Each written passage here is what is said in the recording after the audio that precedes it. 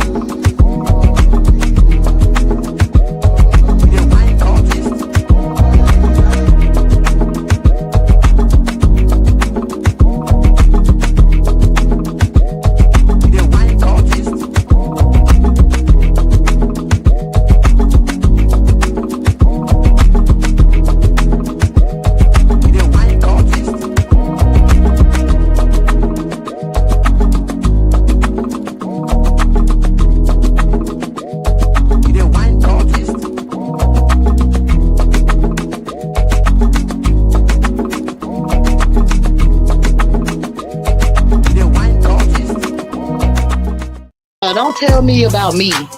Stop telling me about me.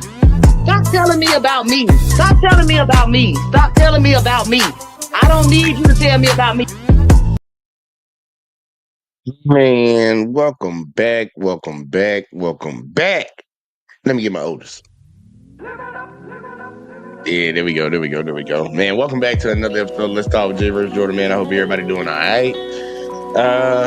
Y'all know the routine, man. Y'all know what I'm asking y'all. Y'all know what I'm asking y'all. Y'all need to tell your friends and your family to do it too, man. Make sure y'all hit that like, that subscribe, that share. Make sure y'all turn them notices on and make sure you click all. We about to get it popping tonight, man. Look, y'all know it's Thursday night, so we talking about the po-po, the 5-0, the fuzz, the pigs, all that. We talking about them. We gonna call them out when they wrong. And actually, if we do this good enough, it's fast enough. I actually got a secondary video that I was saying earlier today that is very dramatic.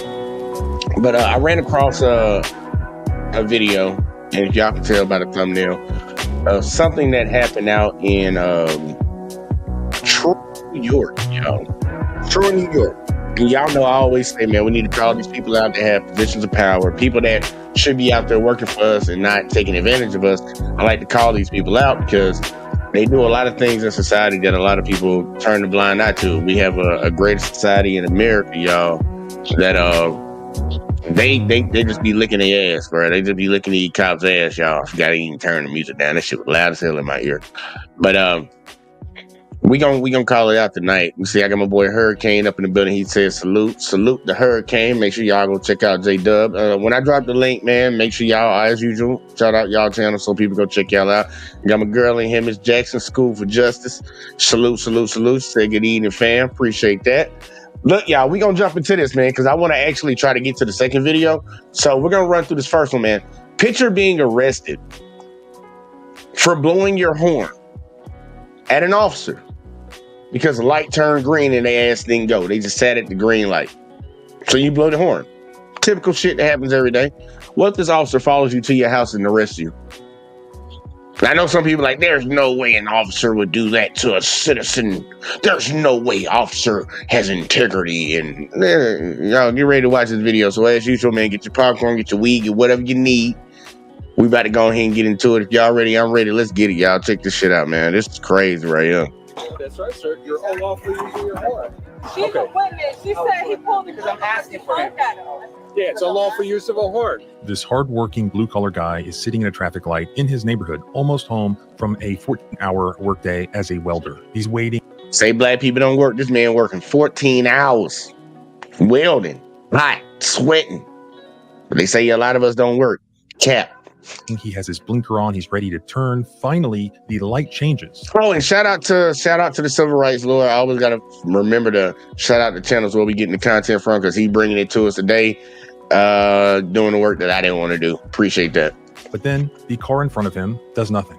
It doesn't move. Apparently, the driver's not paying attention. So he does what any of us would do. He honked his horn. But there's a problem. The driver in front of him is a police officer. Having a horn briefly tooted at him hurt his feelings, so he began to harass and retaliate. He basically followed him home, and when he got there, he jumps out of his police cruiser, body cam on, and confronts this guy for alleged unlawful honking. Yeah, this is harassment, bro. You're on a lawful traffic stop. Also, you're parked more than 12 inches from the curb. All right, that's fine. I'm going to tow your car because more than 12 inches from the curb. When the man rightfully complains that he's being harassed, That's not a crime. It's an unlawful use of your horn. crime. That is a crime. the police officer waits for his buddies to arrive, and then when they do arrive, together they violently arrest this guy, throw him in the back of the cop car, and take him to jail. As a police officer, you will be given great power. Use it wisely. Congratulations. Thank you.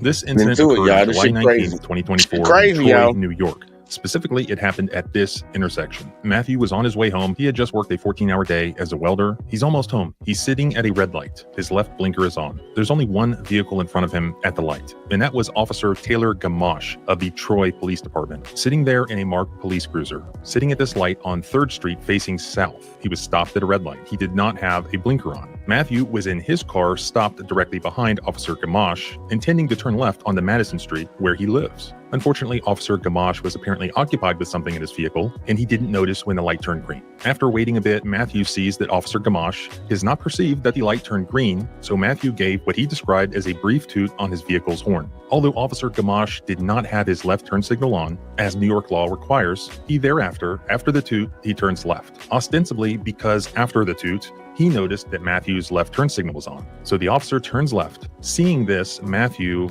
became afraid that he was going to suffer retaliation. So he then turns his left signal off and proceeds straight to take another route home, because now he's starting to get afraid, well, something is going to happen to him. Officer Gamache then circles the area, eventually re-encountering Matthew as Matthew pulls in front of his home. Because there was an unrelated vehicle in front of Matthew's home, and because the garbage cans were in the street obstructing where he was going to park, Matthew was forced to park more than 12 inches from the curb in order to retrieve his garbage cans. It was his intention to move the garbage cans out of the road and then to properly park his vehicle. As he was doing so, Officer Gamache approaches in his marked Troy police vehicle, purportedly intending to make a vehicle and traffic stop. But in reality, he was harassing Matthew because Officer Gamache was offended and annoyed by the short toot that Matthew had given him with his vehicle's horn.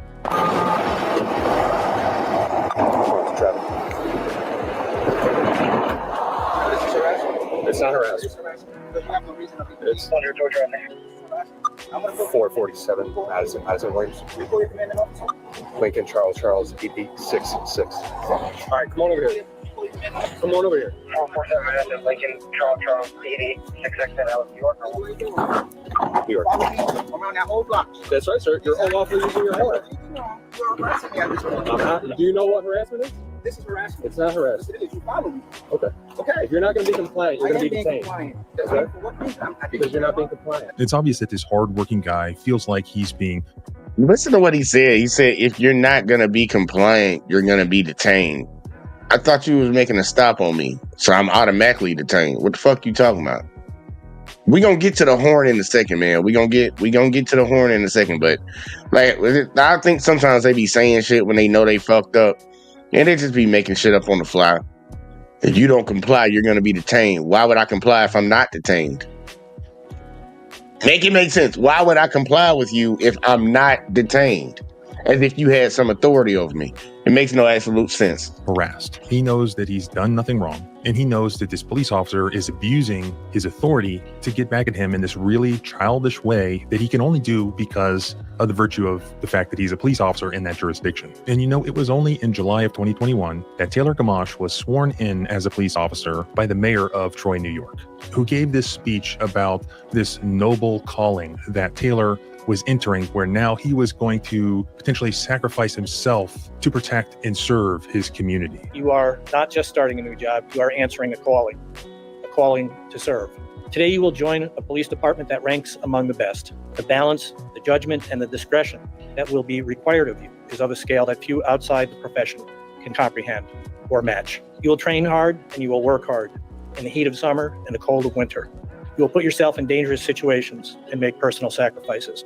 We view policing as a noble profession, and we are committed to working with you, the department leadership, and the community to create an environment of mutual respect and safety for all. As a police officer, you will be given great power.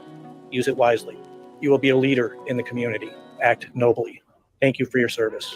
The mayor gave him the oath of office, where he took this oath. Here it is. Are you ready to take the oath of office? Taylor, we'll start with you.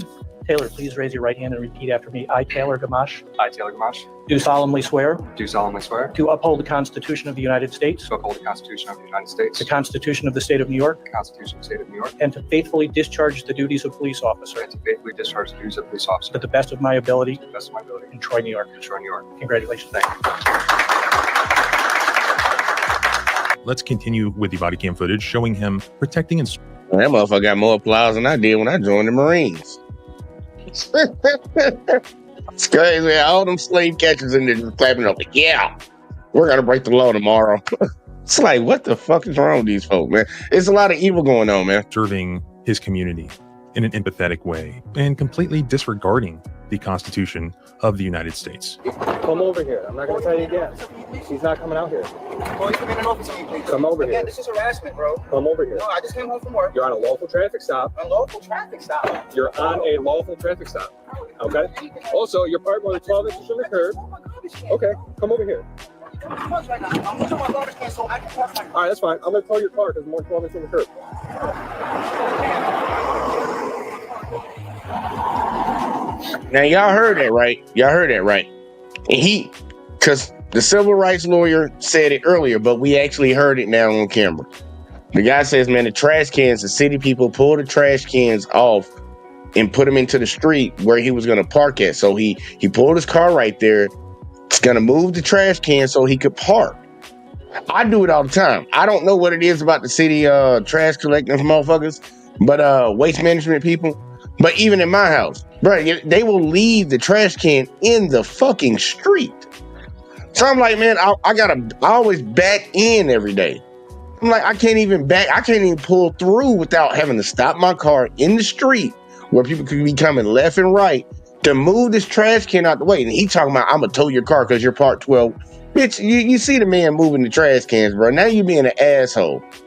But I guess if you already was being an asshole because somebody beat the horn at you because you in the car doing who knows what at a green light and they want you to get the hell out of their way, I guess you'll be an asshole about them pulling a little bit off, even though you see the man moving his trash cans. It's crazy out here, man.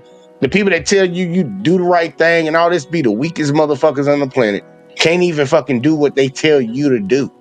Hypocrites. You a cop. You supposed to be thick-skinned. This boy's softer than Sean. Is this your vehicle? I don't have to answer no Is questions. this your vehicle? I don't have to. Excuse me. No, you decided you want to get out of the car. Excuse me. No, sir. Excuse me. Stop. You're not going back to the car. This is harassment. This is harassment. Enough. I need to talk to your superior. Enough. Can you please call your superior? Do you have a driver's license? Can you please call your superior? Do you have a driver's license? Please call your superior. Do you have a driver's license? Can you please call your superior? Do you have a driver's license? Can you please call your superior? He's not going to come out here for this. Please call your superior. It's a lawful. Y'all see this, man? And I want y'all to understand this. When you ask for a supervisor by law, they have to go get them. It's supposed to be a police policy in most jurisdictions, but by law, they have to. If you request a supervisor, they have to call one in. You see, they don't want to be called. They don't want to call their supervisors. He said this shit multiple times, and then he said that little slick ass shit. Watch this shit. Yeah, this is harassment. This is harassment. Enough. I need to talk to your superior. Enough. One. Do you have a driver's license? 2. Please call your superior. 3. Do you have a driver's license? Please call your 4. superior. Do you have a driver's license? Please 5. 6. Do you have a driver's license? Please call your 7. superior. He's not going to come out here for this. Please call your. Then he look. He ignored him for like 7, 8 times. Talking about he ain't gonna come out here for that. It ain't your choice whether he come out there for that or not. And people need to start understanding, man, look, we the citizens, we pay for these people to be out here. They're supposed to be doing a job for us. They're supposed to be accountable to us, not the other way around. But for some reason, because, you know, when something is built off of evil, it'll keep being evil. Foundation's all fucked up. These former slave catchers now just city revenue collectors, because that's all they do. They ain't stopping no crime. That one cop didn't even run up in the school, and that kid was in there mopping all them kids off. He just sitting out there like, hey, I ain't going up in there. These motherfuckers are gonna do this dumb shit because we don't hold them accountable. This man done asked multiple times for a supervisor. Bro, just get on the radio. What's the problem? Hey man, can you send a supervisor out here? You don't want to get a supervisor out there because you know you pulled this dude over because he honked the horn at you because your stupid ass was sitting at a light while it was green. That's the crazy part. That's what's going on right now. It's a lawful traffic stop. Can you please call your superior? You need to provide your license. No, I did not commit a crime. You did. You committed a traffic violation. Hey, think about what if his license was inside of the car that he stopped him from being able to get into. That's not a crime. It's an unlawful use of your horn. That is a crime. That is not a crime. I know my. What's your laws? What's your laws? Tell me. You want to play this game? Can you please call your commanding officer? Can you please call your commanding officer? Is this your vehicle? Can you please call your commanding officer? You don't want to identify yourself. You're going to go to jail. That's unlawful. It's not unlawful. That's abusing my rights. I have a lawful reason to stop you. Did not commit a crime. Yep. You said you did. No, I didn't. You said I did. You were doing what? I didn't. Oh, now you're saying you didn't unlawfully use your horn. No, I did not unlawfully use my horn. You said I unlawfully used my horn. You did. I did not. And you said I was beeping. You started to lie to me right here about what the color of light was. Yeah. Excuse me, officer, so I can go home and enjoy my day, please. Well, the way that this goes is completely dependent on you. Please call your if you want to act this way, then it's going to go a certain way. I'm a tax-paying citizen. Please call your lawful traffic stop. Who's this gentleman to you? I did nothing. Okay. I did nothing. So he's on lawful traffic stop. He's going to talk himself. I didn't do no unlawful traffic stop, babe. And he's going to be difficult. I kept going. If you want to talk some sense, that'd be great. Dude followed me around the whole block. He followed me. He's harassing me right now. Yep. And now he's trying to say, oh, am I not allowed to follow people? Because now I move my trash can. Exactly. I'm not mad at all. So right now you admitting that you followed the guy, but he's saying, I'm not allowed to follow anybody. Shout out to Uncanny in here. See Uncanny. And Miss Jackson said, get your supervisor.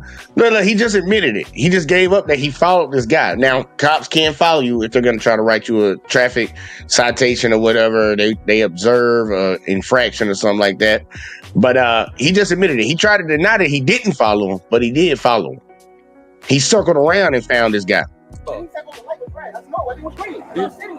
because I got a bridal shower. Yeah. Andrew parked in the middle of the street.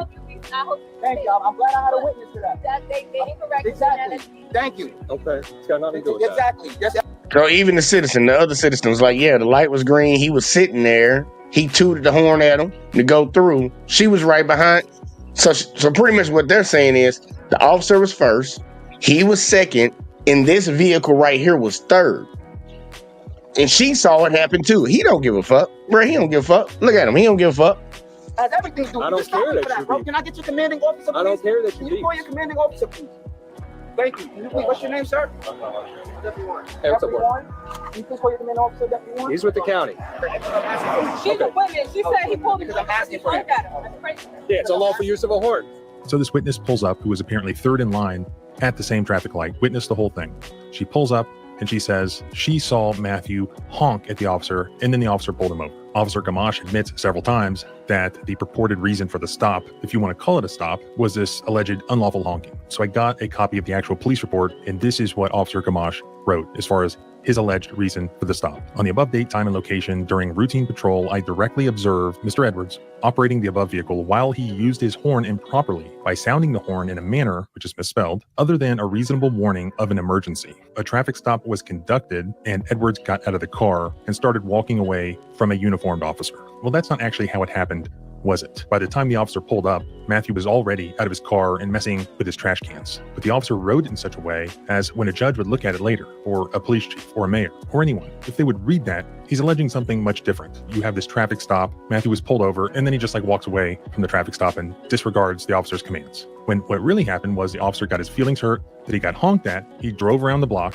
and then he pulled up to Matthew's residence after Matthew had already gotten out of his car and was in the process of moving his trash cans. And as for this allegation that there was some crime in New York called unlawful honking, this is essentially a generic equipment violation charge, section 375(1)A. It merely says this, and you tell me if this applies. Every motor vehicle operated or driven upon the public highways of the state shall be provided with adequate brakes and steering mechanism in good working order and sufficient to control such vehicle at all times when the same is in use, and a suitable and adequate horn or other device for signaling, which horn or device shall produce a sound sufficiently loud to serve as a danger warning, but shall not be used other than as a reasonable warning, nor be unnecessarily loud or harsh. So New York law requires you to have a horn. It's required to be sufficiently loud so as to warn of potential danger, but also saying that it shall not be used other than as a reasonable warning, nor can it be unnecessarily loud or harsh. Well, reasonable warning of what? Perhaps a warning that a car is sitting in the middle of moving traffic and not moving. Warning that car of danger because he's sitting at a green light, not moving.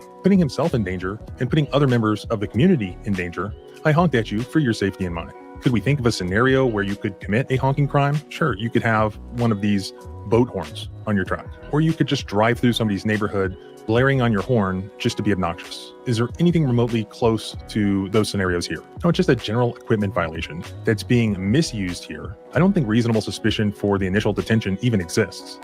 Just move my trash can so I can park. Please do not touch me. No, I'm not. I did not commit a crime. I did not commit a crime. Come here. I did not. Do not touch me, sir. I did not commit a crime. Okay.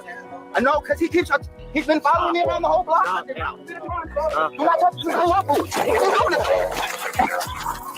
are you doing that for? What are you doing that for? My hands are, I can't even do it. Put your hands behind me. I can't put my hands behind my back if you're over me. I can't. I can't. I can't eat on my arm. I can't. Yo, bro. What are y'all doing this for? Again, this is unlawful. I'm not arresting. This is unlawful, bro. Can I get your command officer? Can I get? Stop. What do you mean? You're on my pelvis. You're on my pelvis. Stop resisting. You're on my pelvis. I'm not resisting. You're on my pelvis. Stop moving. Because you're on my pelvis. Stop moving. Bro, you're on my pelvis. Stop moving. I'm not. Yo, you're gonna break my arm. Stop. I'm not moving. You're on my pelvis. Man, the man telling y'all, man, you on my spine right here, man. You on my pelvis. You right there on that bone. Y'all know that bone that's right here on y'all back. He's on it. And when he's telling him, bro, you saying stop moving, you keep. Y'all didn't see that dude just bounce on his shit twice. He already telling you, bro, this shit hurt, bro. I got my hands behind my back. First, you told me to get my hands behind my back. But you got one guy pulling me left, one guy pulling me right. Now you on my spine. And when I tell you on my spine, you bounce on my spine twice? Y'all, watch that, because that's why the camera moved. That's why the camera moved. That's why the camera moved. Stop resisting. You're on my pelvis. Stop moving. Because you're on my pelvis. Stop moving. Bro, you're on my pelvis. Shit. Stop moving. I'm not. Yo, you're going to break my arm. Y'all see this motherfucker. Y'all see that motherfucker, right? You're on my pelvis. That's crazy. You're on my pelvis. Well, it's normal, because people let that shit ride. Please get off I'm not resisting. Get off my pelvis. That's all I'm asking you. Damn. Fuck, why you on my pelvis, bro? God damn. Yo, come on, bro. You're doing too much. Stop what? I told you. You told me what? Bro, don't put my hat on. Told me what? You did this because you was yo, bro. I'm not, bro. Can you call your commanding officer? Please. Yes. Babe, you recording this? You see him shaking his head? Get their names. All of that. Y'all doing this for no reason. Bro, what are y'all doing this? Why are you doing this? Why are you doing this? Stand up. Lieutenant who? Stand up. Gamache? Why are you doing this? Bro, why are you doing this? Listen, gonna I'm stand up. asking you, why are you doing this? I'm asking you, this is super tight. This is super tight, bro. We're gonna help you. Stop. No, please. Bro, this is super tight. Man, bro, my left hand. Okay, we're gonna help you. You're not helping me. You're making it worse. You're making it worse. Stop. The fuck? I'm telling you, my left hand. I'm not resisting. You're pushing me. Stop. You're pushing me. Stop. Fuck. Stop. Can you release some of the cup on my left hand? I'm asking you, please. Listen, I'm gonna tell you one time and one time only. It's cutting my wrist. Listen. I'm asking you to please release some of the tension. Listen to me. Listen. Stop talking. Listen. Yes, you are. You're violating my rights.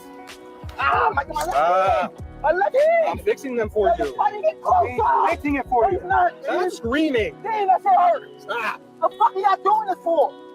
What's the reason? Why am I being arrested? I have no answer. There you go.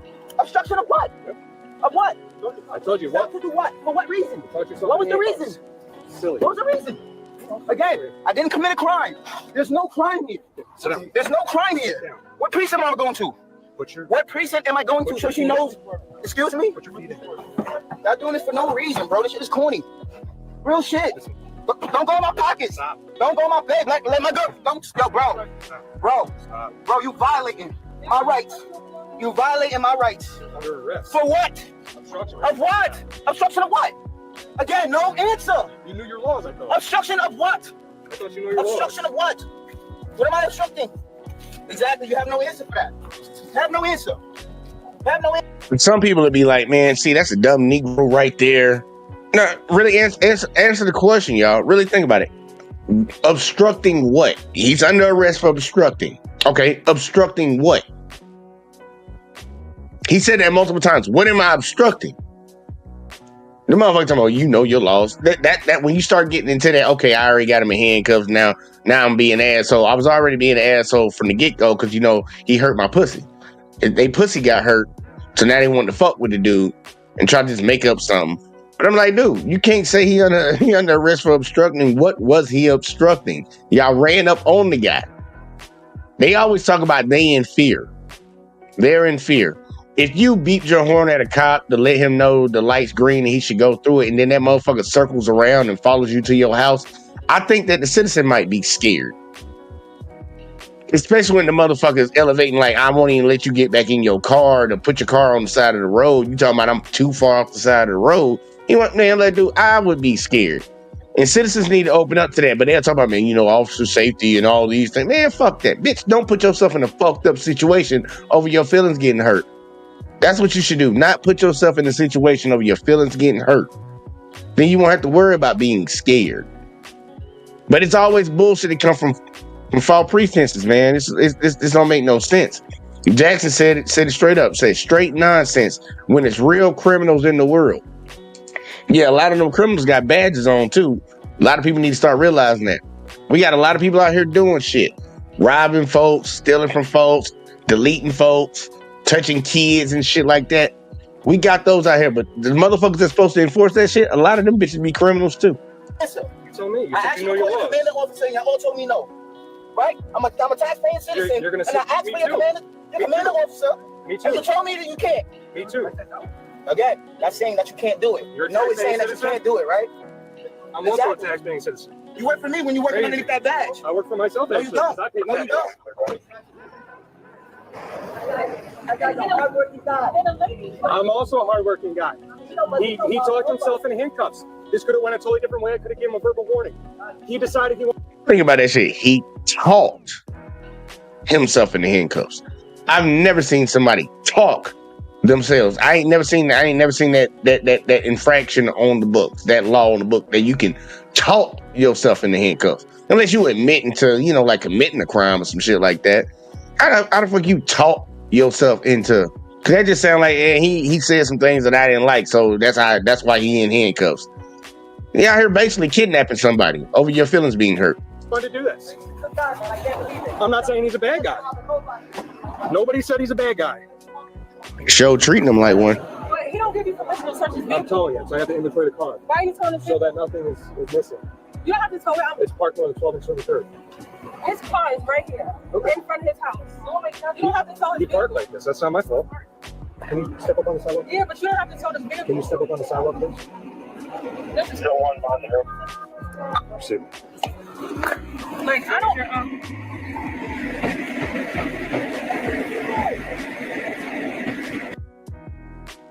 Yeah, look, he try to search his car. He gonna tow his car because this shit's 12 inches away. But remember, y'all, we heard him verbally say, "Like, dude, I got my car parked right here so I can get the trash cans. The trash cans is in the way, bro. I'm trying to move the trash cans out of the way so I can get close to the curb."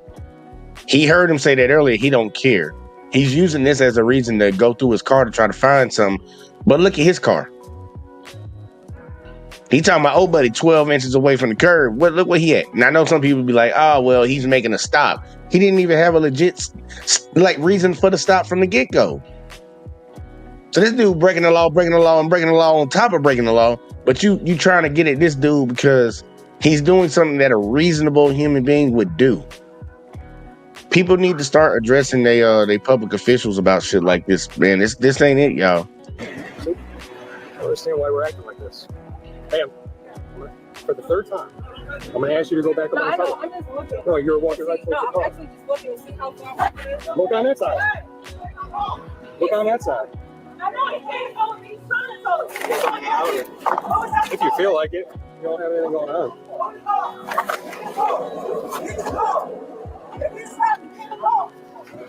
Get out of the car. All right, you're going to jail now, too. Get out. Get out of the car. I'm getting out. Get out of the car. I'm getting out. Don't pull me. I'm coming out right now. Look, I'm coming out. Don't pull me. You're going to jail now, too. Good job. That was stupid. That was dumb. No, it's not. You can't tell me. You can. I would say that was dumb. Like, baby girl, like, you already see them motherfuckers not doing shit legit. Don't give them a reason to fuck with you too. Like, damn. But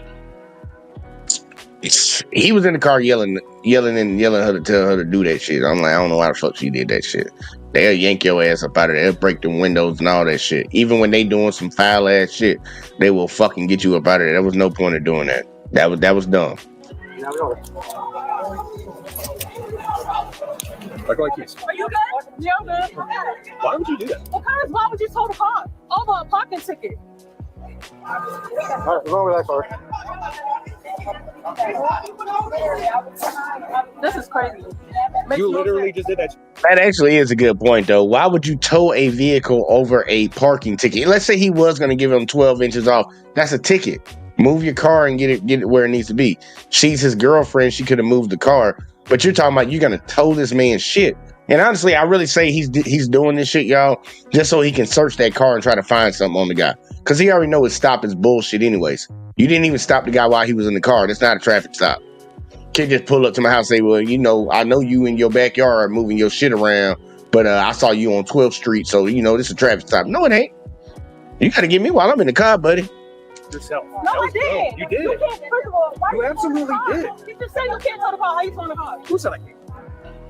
Oh, I forgot. He said I can. Yeah, that's right. And you also beat too. I didn't beat. Yes, you did. If she beat, why you didn't do this to her? Because she drove away. So it's about the beeping, y'all. Look, it's about the beeping. It's about somebody blowing the horn at him when he was sitting at a green light, not going nowhere.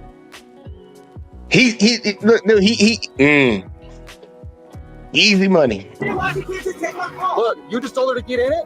Now she's going to jail. I know that. I know. I'm the lawyer. That's crazy. Let's see. Oh, God. You all right? You need somebody to get pants? No, I'm fine. Why are you towing my car? Why are you towing my car? And she's right there. Listen, I need you to chill. I don't like how you handling that, guy. I've been nothing but calm with you. I have been too. You haven't. You've been like this. No, I got like this when you started. What is your first name? Bro, I got like What is this. your Let first me name? finish, please. No, what is your first name? Again, I did not commit a crime. Okay. I did not commit a crime.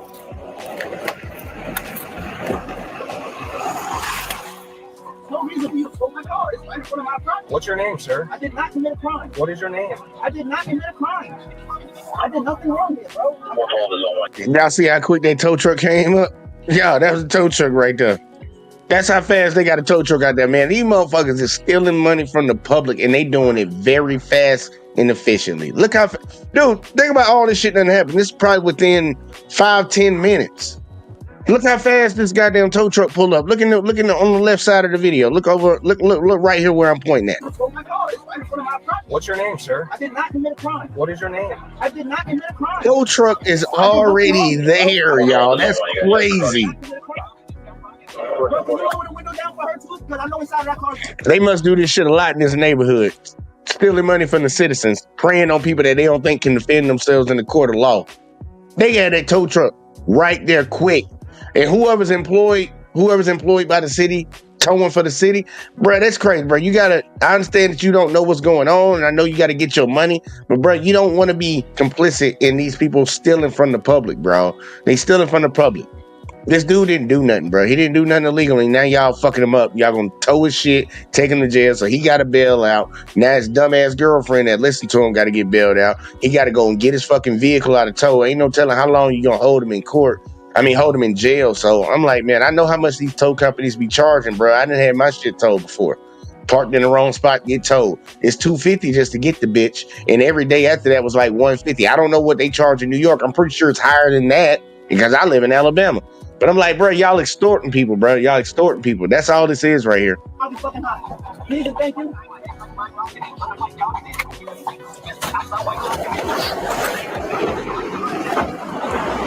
Rick, you got a tow sheet? Like you didn't do nothing wrong. I wouldn't listen here because I didn't give it. It's crazy. As Matthew watches from the backseat of the police car where he's handcuffed, he watches Officer Gamache then have his car towed from his home where it does not need to be towed from, basically just to be a d***. Perhaps this is what the mayor was talking about when he said to use your power wisely when you're out serving the community. No doubt one of the reasons why he's towing the vehicle is because then that entitles him to do an inventory search of the car, allegedly to check to make sure that there's not valuables in there. So he's collecting and inventorying and protecting the valuables that belong to Matthew. No, he's treating Matthew not like the hardworking welder that he is. He's assuming that he's a criminal in possession of illegal drugs, and that's what he's doing. He's looking for illegal drugs. He's even opening over-the-counter medications that he finds, just in the hope that he can jam him up on some illegal drug charge. Of course, he finds nothing, but he's still triumphantly having that car towed from the home where this car is even parked in the Google Earth satellite imaging of this property. Man, y'all doing So listen, I need your information because if not, you're not gonna be able to return your car. You were towing my car in front of my house. You've seen exactly what I was doing. You're under arrest. For what? For obstruction. Of? And you're getting unlawful use of a horn. How is that Literally, I told you from the get-go, right? Bro. Now listen to all the things he's saying why he's towing, why he's going to tow his car. Listen to what he said. Because nobody's like, man, why you towing my car while it's in front of my house? Listen to the reasons the cop gave. Think about this, y'all. He's responding to the question that the man in handcuffs in the back seat asked him. Why are you towing my car? Listen to what he said.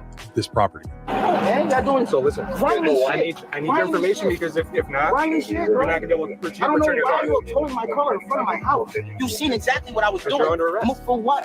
For obstruction. Of? And you're getting unlawful use of a horn. How is? Because you're under arrest. I'm gonna take your shit. Because you illegally honked the horn. I'm gonna take your shit.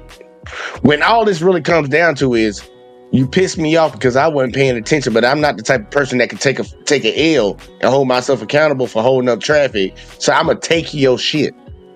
Even if it was for legit shit. You taking this man's property, bruh. So in my mind, this is theft and kidnapping. In my mind, y'all, I'm sorry. I know some people will look at it like, man, the officer's just trying to do his job. Bro, you kidnapping this dude, and you kidnapping his girl, and you gonna take his property while it's sitting right in front of his house.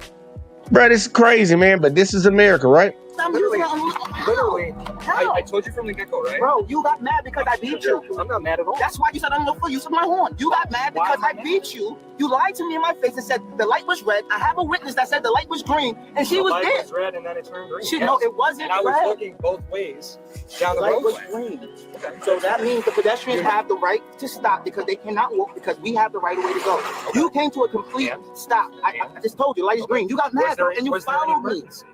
Yes, I'm coming home. That's I not have an to. emergency. What do you mean? You don't know what I have to do Okay. in my house. If you should have called 911 if you had. What do you mean? If that's the case, right? If that's the case, So listen, I need to put the order I did information not on here because if have not, a crime if committed. not, Can you you're not please gonna call be your able to pick up commanding your car. officer? You Please understand? call your commanding officer. They're not going to be able to release your car. Please call your commanding officer. I You're did not commit a crime. You're not going to be able to I retrieve did your not vehicle. commit a crime. Okay. Come on, man. I did not commit a crime. You're not going to be able to retrieve your vehicle. Bro, I did not commit a crime. Okay. Please call your commanding officer. I'm just going to let you know that I believe Please it's call your commanding officer. like $25 a day. Please over there. call your commanding officer. Plus they're like 200, I think. Please call your commanding officer. I have a witness who said it. Yep. But shit, if that's their prices in New York, that's actually cheaper than Alabama. They ripping us off, man. I shit $250 for a tow and $150 a day. He said it's gonna be $200 to get it out. Well, $200 and then it's $125 a day, man. Look, they getting off easy up there in Troy, New York. This all happens that witness knows you, right? I don't know that lady. Yeah, she does. Okay. Lady behind me in the car sees everything. I know her. What you talking about? Uh-huh. That ain't no sense. Uh-huh. You just see my girlfriend asking for her number.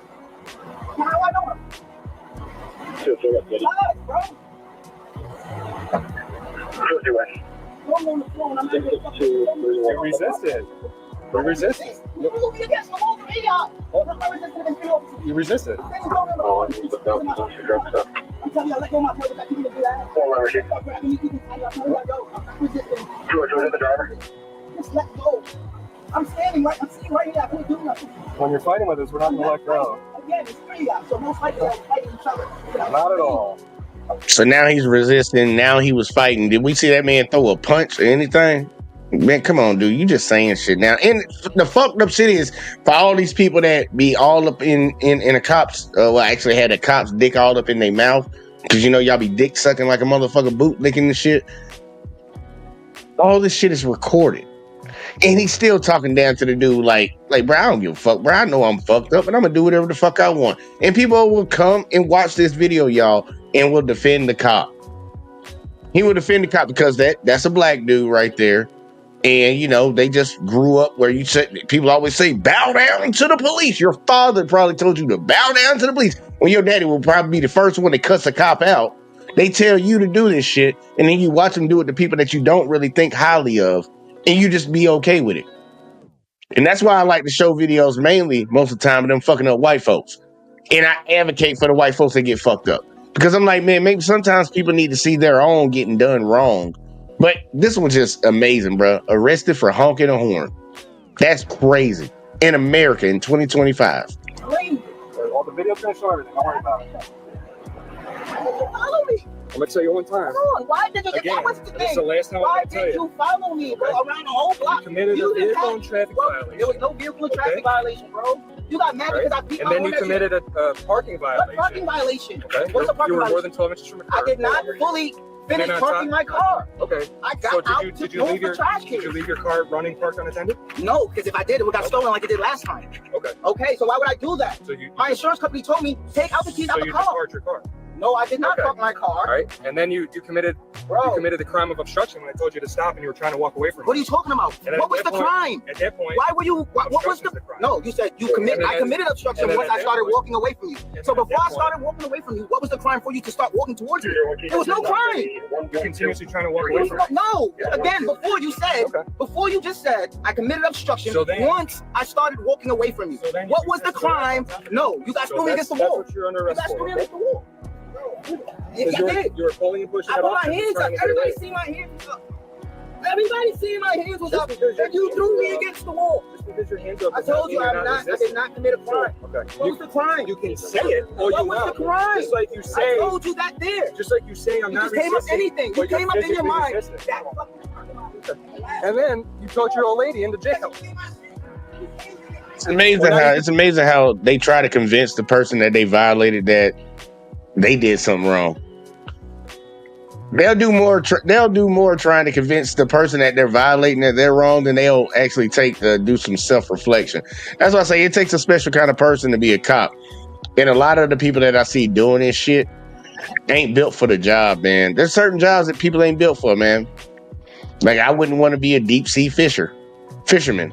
But you know, Motherfuckers out there that do it, they do it. I know how to stay in my lane, and I think a lot of people need to stay in the lane. Let's finish this out, y'all, and I'm gonna drop the link for y'all in a second. And yes, Sir Op, my cohort.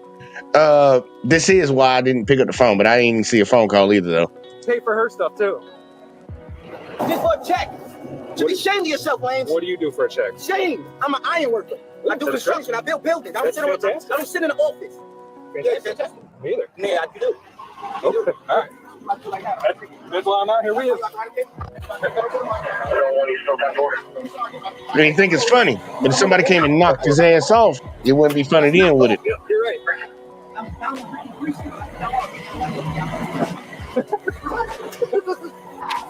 Thinks it's funny, y'all. This is funny. Okay, sir. All right, sir. This is crazy, but this is law enforcement. You're right, sir. You're right.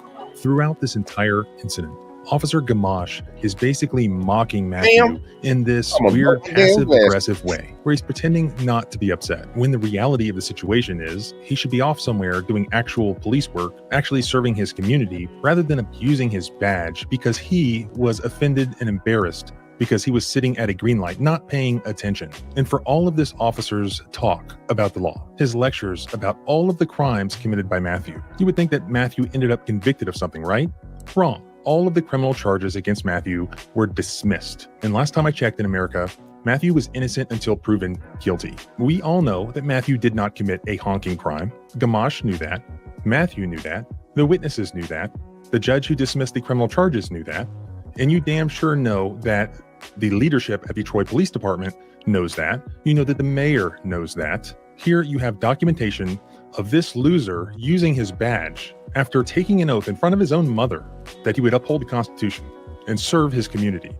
Here is documentation of him abusing his authority to essentially engage in road rage under color of law. Thankfully, a federal civil rights lawsuit was filed just a few days ago, and this incident is now starting to make it into the local TV news up there. But Officer Gamache is still on active duty. He hasn't been fired. He hasn't been suspended. And the city of Troy, whose mayor claims that they are some fine, trustworthy police department, is too cowardly to even comment on the fact that they basically kidnapped and wrongfully incarcerated and wrongfully charged a citizen, claiming that they can't comment because there's pending litigation. That's not true. Even you, Mayor, you are a public servant. When you do something wrong, you owe the public an explanation. Not only when your lawyers, your civil defense lawyers, tell you not to make a comment, you owe an explanation. So what can we do? The most important thing that needs to happen right now is the footage needs to continue to be shared. Don't let it fade away. Share this footage far and wide. I'm in contact with Matthew's lawyer, so hopefully I'll have an update, and you can follow with me by subscribing here and at my blog. Well, make sure y'all subscribe over here on Let's Talk with JVJ or the JVJ Network, because we gonna stay on top of this, y'all. We gonna keep doing our due diligence when the civil rights lawyer does his due diligence. This shit crazy, bro. I'll be honest with you, Bernie. I need Bernie to say it. Ain't right. That ain't right. It ain't right. Yeah, like, look, man, when are we as American citizens gonna stand up and say something, bro? Like for real, man. Like, these people are violating folks on a day-to-day basis. People that are out here trying to work hard, stay out of trouble, and you dealing with shit like this. Because I like that he said it. I wish I would have thought of that earlier. This really was a case of road rage. Somebody got pissed off that somebody else blew their horn at them, even though they were the ones who were holding up traffic at a green light. But this person happened to have a badge, y'all. He happened to have a badge, and he decided he was going to pull this guy over because, you know, you don't beep your fucking horn at me. Who the fuck do you think you are? That's what happened. That's what happened, y'all. And it's crazy that we have so many people in our society that will defend this. They'll defend this action. They'll stand behind the cop. His own department is standing behind him. I would have fired the motherfucker. You gonna lock somebody up? You kidnapping our citizens and then lying on police reports? Bitch, you getting fired and you going to jail. But they don't do it. They protect their own, y'all. They out here protecting their own and looking at the rest of us like we fucking stupid. Looking at us like we dumb, we slow. We the ones who got the real problem. It's like, nah, bro, that ain't it, bro. That ain't it. And I be calling on folks, man, like, for real, y'all. Start calling this shit the fuck out, man. Start calling this shit out, man, because One day it's gonna be you. One day it's gonna be your ass. And I think you would want your fellow Americans to have your back.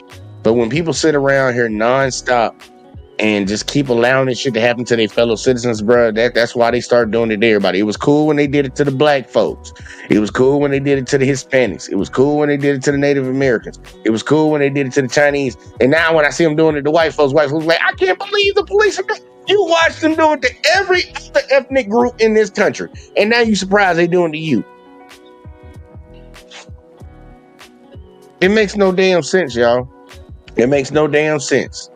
You see, my boy Op said, man, where that damn plaque, YouTube? Yeah, you ain't lying about that, man. Where my damn plaque at, y'all? Where my goddamn plaque at, man? We about to hit 200. I'm gonna hit 200K before I get that 100K plaque. I'm gonna hit 200K, y'all, before I get my YouTube plaque. That shit is crazy.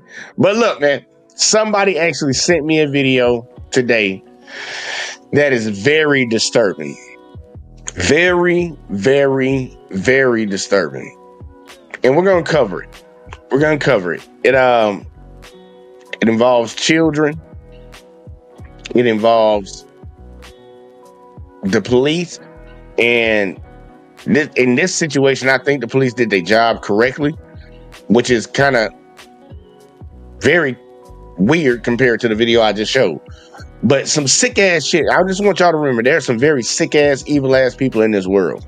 There are people that will do harm to you, take from your loved ones, do them dirty, and they walk this earth. A lot of people always sit around and say, man, the world's terrible, the world's evil. No, the world ain't. It's just the people that's in it. There are a lot of evil ass people that are walking this earth. Mentally messed up, raised the wrong way. You know, Jews will not play us. The motherfuckers, like people like that. Like it's a lot of evil in this world. And this one right here, y'all, I'm gonna be honest with you. It's sad to see, but I actually will salute these police officers for doing their job. One of them seemed like he ain't gonna lie, he was like a serial killer. I ain't gonna lie. One of these cops seemed like he was a serial killer. But for the rest of them, they did the right thing. But either way, though, man, check this out. Link drop for y'all if y'all want to come up and get y'all commentary on this shit. But man, look, we about to jump into this last one, and hopefully we can get through it before 2 hours, because I've been running some long shows, and I can't do no long show. So I got to get my ass up early as fuck in the morning. 3:30. Let's go. That don't smell like dirty clothes. What do you mean? I'm about to show you. They've been sitting there for months and months and months and months and months. You got to open that up all the way. What is that? All right, let's get right here. After 11 p.m. on July 28, 2021, an officer with the Baltimore County Police Department approaches a vehicle for a traffic stop. How you doing? All right, you got the license registration on you? Well, you know why I pulled you over? You know what the speed limit is? No. Okay. Speed limit is 35. Oh. And you was on well over it. Oh, I'm sorry. I swear I only thought I was going 40. The driver, 33-year-old Nicole Michelle Johnson, hands over a state ID. Sitting beside her in the front seat is a friend who she calls BB. The officer heads back to his cruiser to run a registration, but the information doesn't quite check out. Playback vehicle requested not found or on file. Simple. So you don't have a driver license? No. Okay. And also, this vehicle is not even registered. Those tags in there are fake tags. This car has to be towed. Yeah, you get everything out of it, but how long did you have the car? Like almost 30 days. As the officer returns to his cruiser to issue citations, Nicole and BB exit the vehicle. Nicole walks to the rear and opens the trunk, revealing several large bags tightly packed inside. Ms. Johnson, you come over here. So you got pulled over for the same stuff already. But that's why I went, and I really, really thought I got good tags. You gotta be careful with that I know. stuff off the internet and all that kind of stuff like that. That stuff don't even be legit. Like we literally see, well, not her, but me and my kids literally living in the car. Like, Ms. Johnson, I just need you to sign this. This is basically telling you that you have to go to Kelso Drive Courthouse within 5 days to request a court date. If you don't request a court date within 5 days, they can issue a warrant for your arrest. This is not meant to guilt. Be here in 5 days. I swear to God. Like, I can't go through anymore. Like, just take me home, please. I can't take you. It's in the city. I can't go down there. There you go. This is not meant to guilt or just anything like that. Just basically saying, I'm telling you, it's cool. I won't be here tomorrow. Tonight is my last night. What am I going to do? Like, I swear to God. No, I still got to do my job until I explain to you. I know, but I'm just saying. So like, I'm not even talking about in Baltimore. Watch, tomorrow y'all are going to see me on the news. Y'all are going to see me make my big debut. I swear to God. The officer has no idea her bizarre comment will soon become a shocking reality. With the tow truck on its way, Nicole sits on the sidewalk and calls a friend for a ride. You want to grab a couple of your things? Yes, please. Go ahead. Go ahead and do what you gotta do. I'm gonna do an inventory search of your car once you finish taking out what you want to take out. What's that inventory? So inventory search is when I go through your car, for instance, say like you had $15,000 in the trunk of this car right now, and you're taking it to tow it and it's gone. Yo, I'm in the middle of nowhere, and they taking my car. I gotta keep all my stuff because, you know, I don't have anything. So if I lose this is all I got. Y'all keep asking me to move on. Y'all keep telling me one more day. Y'all keep saying everything's gonna get better. Y'all keep saying this, it can't get no worse, it can't get.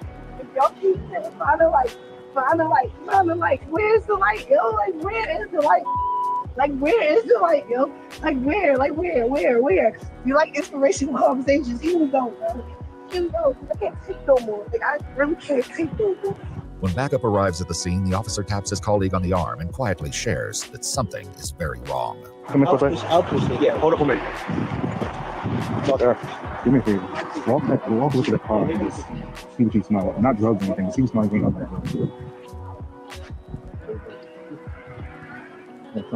Something dead or something. Did you move in your car? This way I look at it. What you hitting? No, seriously. I just need to find. I need to know. What is this right here? Huh? What is this? A bunch of dirty clothes. A bunch of dirty. That don't smell like dirty clothes. Huh? That don't smell like dirty clothes. What do you mean? I'm about to show you. I'm about to show you right now. There's a bunch of dirty blankets. But this been sitting there for months and months and months and months and months. You might have to, ma'am, you might have to open that up. Yeah, she said it been sitting there for months and months and months and months and months. But she said she only had the car for 30 days. When you start hearing shit like that, y'all start putting shit together. We got Miss Jackson in the building. School for motherfucking justice, bitch. All right, now go ahead and let the people know what it is before we get deeper into this, bitch. What you got? Hold on. I gotta get your audio up. Let me see if I can. Yeah, I gotta bring you up. Say something again. Can you hear me better now? Yeah, that's better. That's better. All right, it's good. I'm good to get back in the building. Nice. Yeah, just introduce myself to the Shit, now that actually ain't better. Damn. I don't know what the hell. Hold up. I'm trying to see if I can get this echo shit off of your shit. Say something again. Yeah, it sounded bad.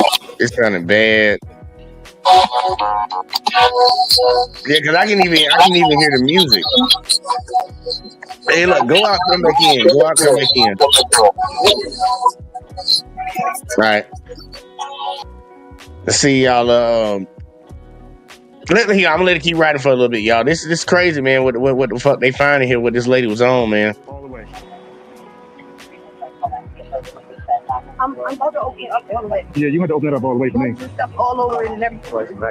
Because it's bugs and stuff over it and everything. I know, but I don't know what it is, though. The stench is unmistakable, but finding the source of the smell is easier said than done, as whatever is inside is buried beneath endless layers of plastic trash bags. Literally ripping through all the veins so we can see all the dirty stuff. I don't think a guilty person would be doing it like this, bro.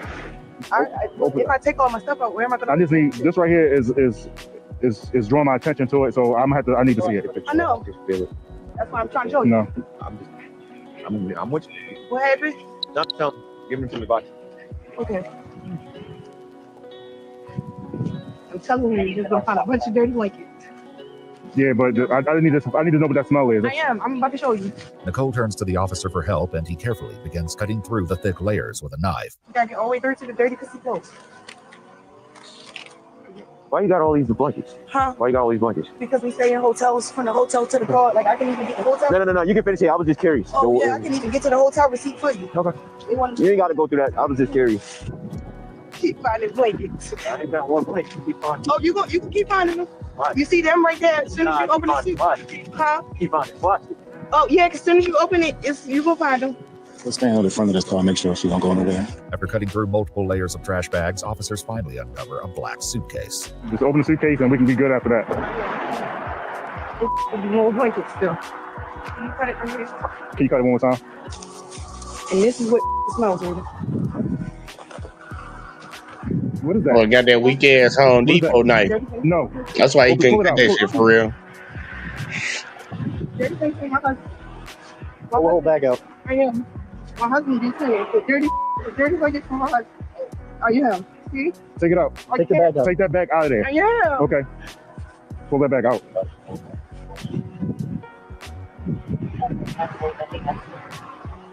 There you go. Open that bag up.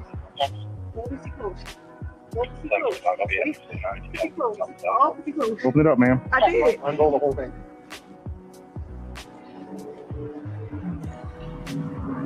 Open that up. Open that up. What the?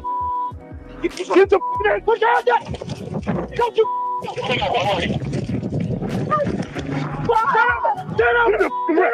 Turn over right now. Don't you move. Don't you move. Put your hands behind your back. Put your hands behind your back. What I do? What the? It's my mom. What the? What the? What I do? What I do? Get me on the head now. I don't want to hear it. I don't want to hear it. Get up. On your feet. Roll over. Sit on your butt. Stand up. On the channel. You don't need that. Don't need that. We got two in custody right now. But we need a Please don't. No, please I don't. swear to God, if you move, so help me. No, please don't arrest her. Please don't arrest her. She don't have anything to do with nothing. She really don't have anything to do with nothing. I will give y'all every name to everybody. I don't want to hear it. Please don't arrest her. With both women in custody, the officers struggle to process the horror they just witnessed. No, stay. Hey, no. Calm down. Calm down. Relax. Have her sit down. Sit down. Sit down. I Relax. Excuse me. You relax. BB, just relax. BB. Keep your mouth closed. I didn't give you permission to talk. Sit down and be quiet. You okay? You okay? No. Listen, I need you to calm down. I need you to calm down. I need you to focus. Listen, calm down. I need you to focus. Focus on her. Hey, get over there with her. Put your mask on. Put your mask on. Mask up. But on that rest, Gloves, everything. everybody should have gloves and a mask on. Man, yo. What's in there, bro? It's a baby, yo. Come on. Please. Relax, bro. I'm here. I need you to breathe. Good instinct. Okay. I need you to breathe, okay? Good. I need you. Don't worry about it. No. I'm sorry. I just want to ask you. There's nothing for me to talk about with you. Do you understand that? Do you understand that? But y'all gonna want all the information anyway. We'll get to that point, but right now you need to be quiet. This is not a game. All right, let's try this again real quick, like before we get a little bit deeper into this shit, man. We got Miss School just back up in the building. Say something real quick. Let me see what we got. Yeah, I tried to make sure all my apps was closed out. You sound better now, and I don't hear myself echoing, so that's good. Right. All right, well, introduce yourself to the people and give me your thoughts. At least give me your thoughts on the first video, because I'm gonna get your thoughts on this one as we go through it. Yeah, I see this one. It's going down. I'm Kanique Jackson. You can reach me at School for Justice on YouTube, where I cover police brutality, exercising your rights. And on the first one, man, it was just ridiculous, nonsense. Ask the crowd for blowing the horn. That's just, like you said, day-to-day things that, somebody in front of you, it doesn't matter. The light is green. The officer could have very well been distracted. He could have been looking down at a report or doing some work or writing something out or maybe texting somebody, anything. And, it just out of courtesy, I just hit the horn just to let you know the light is green. No big deal. No big deal. And then he follows this man to circle around the block, catch him, walking across the way to his house and straight just slam him to the ground. So when we got real criminals out here, real crimes being committed, and this is what you choose to waste your time on, it's just beyond unbelievable. And the fact, of course, nothing is being done about it. But the gentleman is doing right, him and his girlfriend, by taking the proper procedures and going to internal affairs and above his head to the headquarters. So he'll get compensated in the end. Yeah, the biggest point that I took from what you said is like, look, man, ain't nothing really truly being done about this officer still being on the force, man. I'm like, me personally, if I had well, you already know how I get down because me and you know each other personally. But, if I had somebody around me that's a family member that's fucking up and doing fucked up shit to people, I'll separate myself from them. But it's amazing to me that these police departments will catch their officer lying. Remember what the civil rights lawyer said? All charges were dropped. That means everything that officer did, what he claimed, the state prosecutor didn't even buy it. They're like, nope, a judge didn't buy it. But he's still hired by y'all. People should start asking the question about that shit. Like, this dude illegally arrested this guy, towed his vehicle, put these charges on him, and a judge and a prosecutor saw that shit and said, nope, nah, drop all that. So you don't care about costing the city money. You don't care about somebody that's on your force violating the citizens out here. We gotta take a look at the whole department. We gotta take a look at the whole department. I don't care what other people say. Look, we gonna fix the problem. We gotta fix the problem. Well, for the people that understand there's a problem, because some people want to act like it ain't nothing going on. But dude, you gotta look at the people that's inside of there. If that dude's still working, he's still working. And I understand that you don't want to say just arrest people, well, fire people for whatever the hell, this and that. They lucky that I'm just talking about firing a dude, because honestly, he should be arrested. He kidnapped a man and his girlfriend. Man, big facts. Oh yeah. Even though the girlfriend shouldn't have jumped in the car, I ain't gonna lie, that girlfriend shouldn't have jumped in that car. I don't know what the fuck she jumped in that. Yeah, I already saw that it was on a rampage, you know, but and then yeah, man. So that was just off the thing. Hey, yo, to this one, I'm gonna read Kenny comment. He said, my question is, why would you ride around with a suitcase that has something in it? Very good question. Look, y'all, I'm gonna keep playing this video. This video right here, y'all, is very disturbing. And I ain't gonna say who sent it to me, but we gonna keep rocking. They found a baby in that bag that they kept asking her to open up. She had a suitcase inside of multiple bags. That they found a baby, y'all. It gets worse than this. It gets worse than this, y'all. No, absolutely not. No, absolutely not. Absolutely not. I'm not going to. No, ma'am. We're not going to take that route. We're not going to take that route. You're going to sit here and we're going to wait. We're going to get to that point. But don't you say another word. Don't you say another word. Thompson, are you okay? You sure? Not okay. Okay. I didn't ask you to talk. No, just let me. I'm not asking you to talk to him. Can I please take this one home? She don't have anything to do. Just stop. For your sake, stop speaking. But I'm gonna have to speak to y'all anyway. Okay. But I'm not asking you to speak to me now. I've told you multiple times to be quiet. I'm sorry. You ran from me. You made me chase you. I'm giving you a chance to rest and calm down. No, that was in there. I'm asking you to just stop talking. That's it. Okay. The officer takes the opportunity to walk away and regain his composure, but the emotional aftershock is hard to contain. Oh Allah, I seek thy refuge in you, from the whisperings of an accursed devil who whispers into the heart of men. Can I talk to you for a second? Oh Lord, don't let no damn conservative come around here and see that shit. That man prayed to Allah. You need to get him out of the country. He prayed to goddamn Allah. He's a Muslim. Y'all already know how they get down. Look, they don't appreciate nobody praying to no other God than the guy that they claim they pray to, even though they violate every law he got. But the man's trying to calm himself. And I actually think what they're doing right now, y'all, is legit police work. The lady was speeding. He pulled her over for speeding. Ran the tags. She don't got no tags. She ain't got no license. So it's like, hey, look, I got to tow the vehicle. They observed a foul odor coming from all that shit she was taking out. And they did their investigation into that. They didn't make nothing up. They didn't go on no fishing expedition. They're doing their job the right way. They didn't beat her down. Think about this. The officer said he found a dead baby. They saw a dead baby. They didn't beat this lady to shit. But y'all know we just saw a video a while back. I ain't covered it yet, but I know my boy Ott put it up on the network where the guy supposedly didn't have his lights on while it was supposedly raining. And they beat him up. These cops found a body in this lady's possession in the back of her vehicle. They didn't harm her. There's good cops and there's bad cops. And we all need to realize that. But the problem is you need to call out the bad ones, y'all. You need to call out the bad ones. I think they're handling the situation right. But Ms. Jackson, you have any thoughts before I keep running? I know I shouldn't have said all that shit, but I just wanted to get that off my chest. Oh no, right on point, you know. And they went through protocol or whatnot. And it was probable cause for them to, once they, smelled the foul odor or whatever, to go ahead and look to see what was going on inside the items in the vehicle. So, yeah, and it traumatized the officer. Like, when he saw it, he was traumatized. And his fellow, partner had to just calm him down, say, breathe, man, just breathe and take a, deep breath and just, okay, get your head clear. Because he really was traumatized. It freaked him out so bad, he snapped. So, but yeah, so it's pretty heavy and look like they on their job.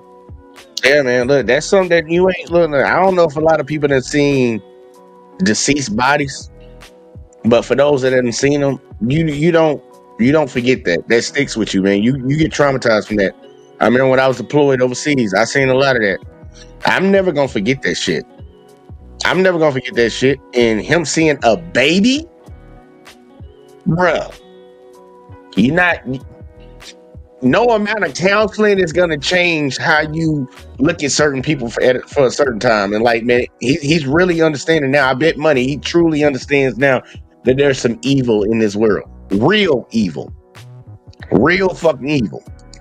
Not that other shit some of them other folks be talking about. Hurricane said they would have tackled her if they would have tackled her if it was German shit. He ain't lying. Some people care more about animals than they care about people. I ain't gonna hold you on that one, Hurricane. But these brothers, because it's two black dudes that's on this call, man. They handling it right. But let's keep going, because I'm trying to tell y'all, it gets worse. No. Yes. No. Yes. Please, I'm not ready. Are you okay? I'm good. Excuse me. Where? Stop. Go take a break. Go over there. Excuse me. Where? Excuse me. Man, be quiet. Stop talking. Don't talk to you need to. Please be quiet. Bro, I'm scared to look, and Please be quiet. Just turn around. So what you are taking me for? Oh no. Get her out of here. Get her out of here. Get up. Get up. No.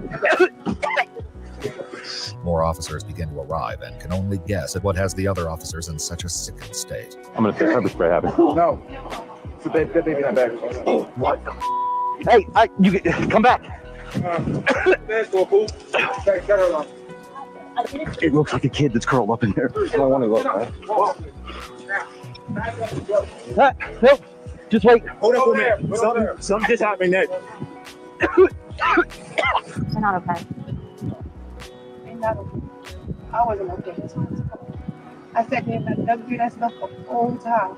As soon as I seen who he was, I stopped running to you. So no, they not good. Like you take it out in front of the police. You skating around with bodies in my phone. I'm so dumb that I'm going. Yeah, I heard what you just said. Bodies. They only seen one baby. Wait for it. We need to verify. We don't know what this is. Oh, God. Oh, Jesus Christ. Oh, Jesus. Oh, God. Little girl. What? Yeah, get the water. Take a walk. Take a walk. I'm good. Stay in there. No, I can't vision it. What the is messing my head up? I can't vision it. After telling the tow truck driver his services will no longer be needed, officers make the difficult decision to get a closer look in order to confirm what lies beneath the maggot-covered blanket. I can lift it up. It doesn't really bother me, but it's got to be a 3 or 4 year old kid. Get it? I'm left there. The problem is the body is so It's in a bad thin. position. Yes. Oh my God, that's a 5. That's a 5. That's a 5-year-old. 100%. You got a girl for it, right? But come here. It almost looks like it has the pigmentation like Michael Jackson had. That's right. So homicide's gonna have to come out, definitely coming after this. There's no way they're not. Right. Emmy's gonna have to come here. But warrants for the house. I mean, yeah, 100%. Well, they're gonna find who this kid is. How shrunk that skin is, too. Oh, it's been wrapped in the sheet for I don't know how long. I'm not a medical examiner, but like I said, just remember cameras stolen. Right. But this is at least a week. I mean, I've seen some stuff, but it just sucks. It's like, I don't know, I guess it hits them harder than me, because I'm just I've had trauma earlier on. But basically, like my daughter turns 5 Saturday. know what I mean? This is 100% a 5-year-old kid. What they've uncovered is just the beginning of a dark and tragic case, with more horrors and buried truths still waiting to be uncovered. For now, the decision is made to take both women to the police station. Stand up. Where I'm going at? We're going to be To the precinct. For what? Ma'am, stand up. Enough. Stand up. Walk. BB, be good. You are okay. You know you don't be with me. You know you are okay, BB. Just be good, yo. Just be good. I'm gonna tell the truth. Just be good. Come here and stand over here.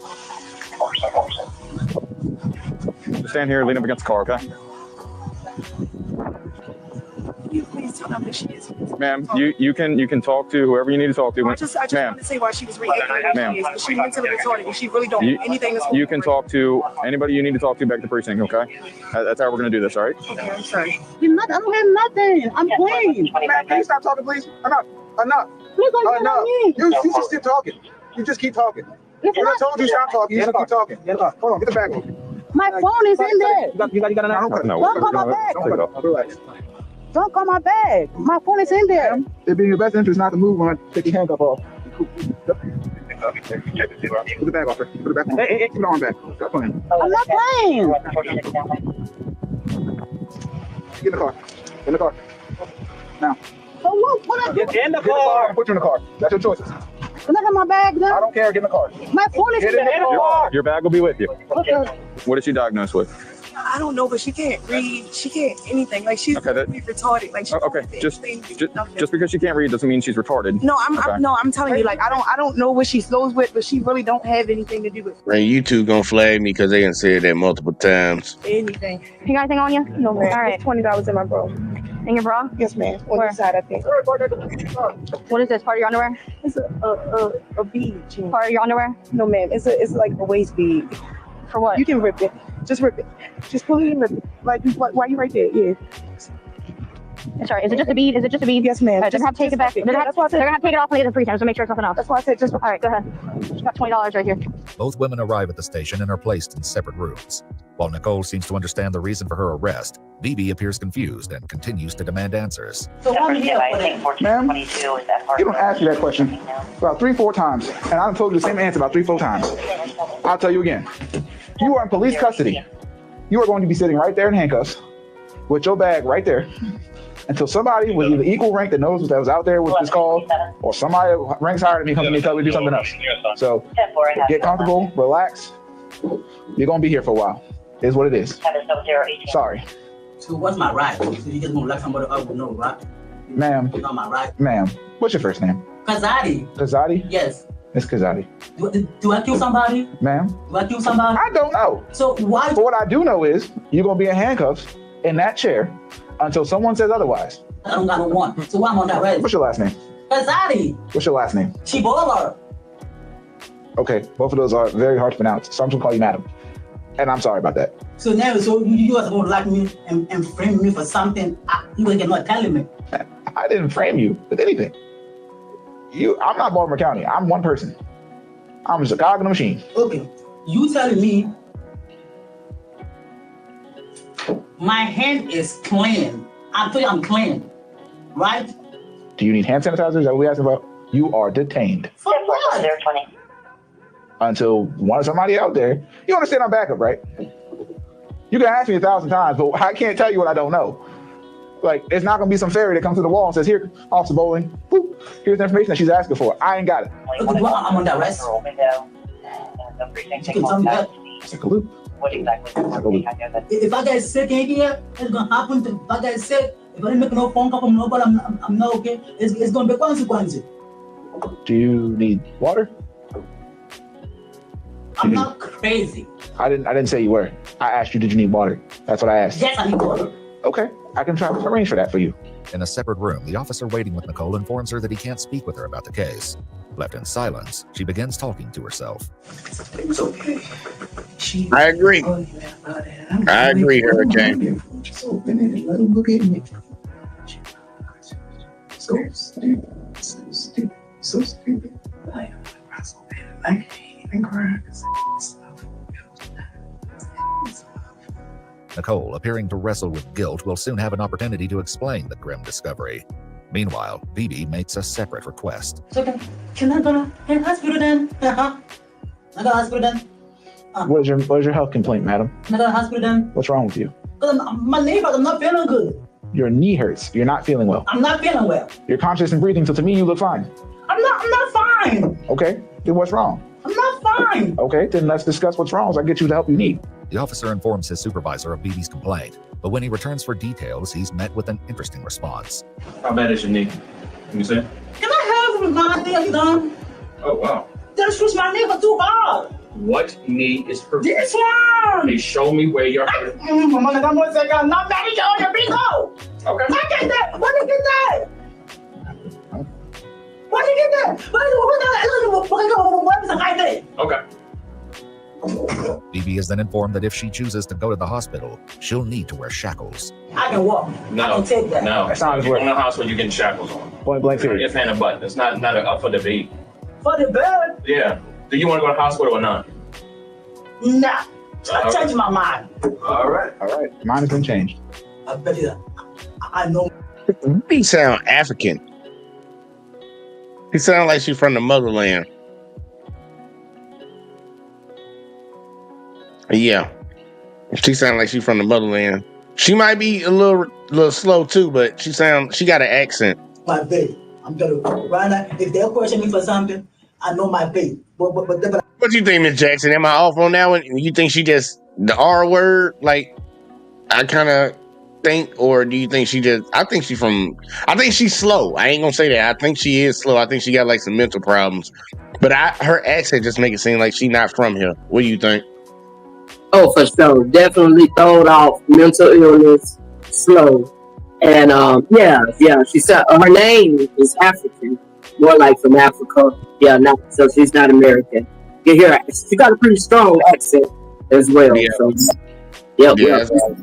But I feel like the other young lady know what's going on, and she's gonna confess. You know what I'm saying? Reality hitting her, guiltiness is on her chest. And it's something she knows she's accountable for it because she either know what went down, saw what happened, sat back, didn't do nothing to help, so she subliminally participated in it. But I think she gonna, you know what I'm saying, put the icing on the cake and tell everything. Yeah, because I agree with you. I agree with you, man. Because this right here, I don't think this lady right here even know what the fuck. BB, I don't think BB even know what the fuck going on. Yeah, I don't even think she know. But that other lady, like you said, yeah, I think she know a lot. Yeah, but they might be on drugs too. You know what I'm saying? They might be getting high or whatever. You know what I'm saying? Very possibly. Very possibly. You ain't lying about that. There you go. Let's keep rocking, man. Cause this is crazy. Let me go. Who said what? I'm sorry, man. The language barrier. You gotta slow down. Your accent is really thick, so I'm trying to peek through as you talk. And for all my Africans, because I got a video coming from my African brothers and sisters. I got a video coming for y'all in a little bit because I heard that y'all was supposed about to be waging war on us on August 1st, which is tomorrow. I got a video coming for y'all.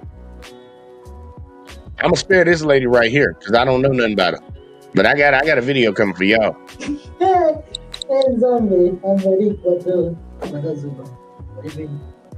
Baby, via muito tempo, baby, respect. Please sit down. Can I sit that? I'm gonna sit there for long. I gotta stretch my legs. I'm gonna tell you one more time to sit down. I'm gonna put you back in the chair. Your choice. I'm gonna sit down. Madam, I'm gonna sit down. If I get out of this chair, I'm gonna put you back in that chair. And you're not gonna like me. So I'm gonna ask you one more time to sit down. I'm sitting down. No, actually, you're standing. I'm gonna be standing. I'm gonna be standing. Like I'm acting. Let me make a phone call. Let me see what I'm here for, and then you guys are holding me with nothing. So you thought standing up was gonna solve that problem? No, absolutely not. You are detained. End of story. End of message. My name is Officer Bowling, and I approve this message. Bowman, you're not Bowman. My name is Officer Bowling. I got a name tag on my chest that says the exact same thing that I said. It's not Bowman. It's Bowling. It's not Bowman. Okay.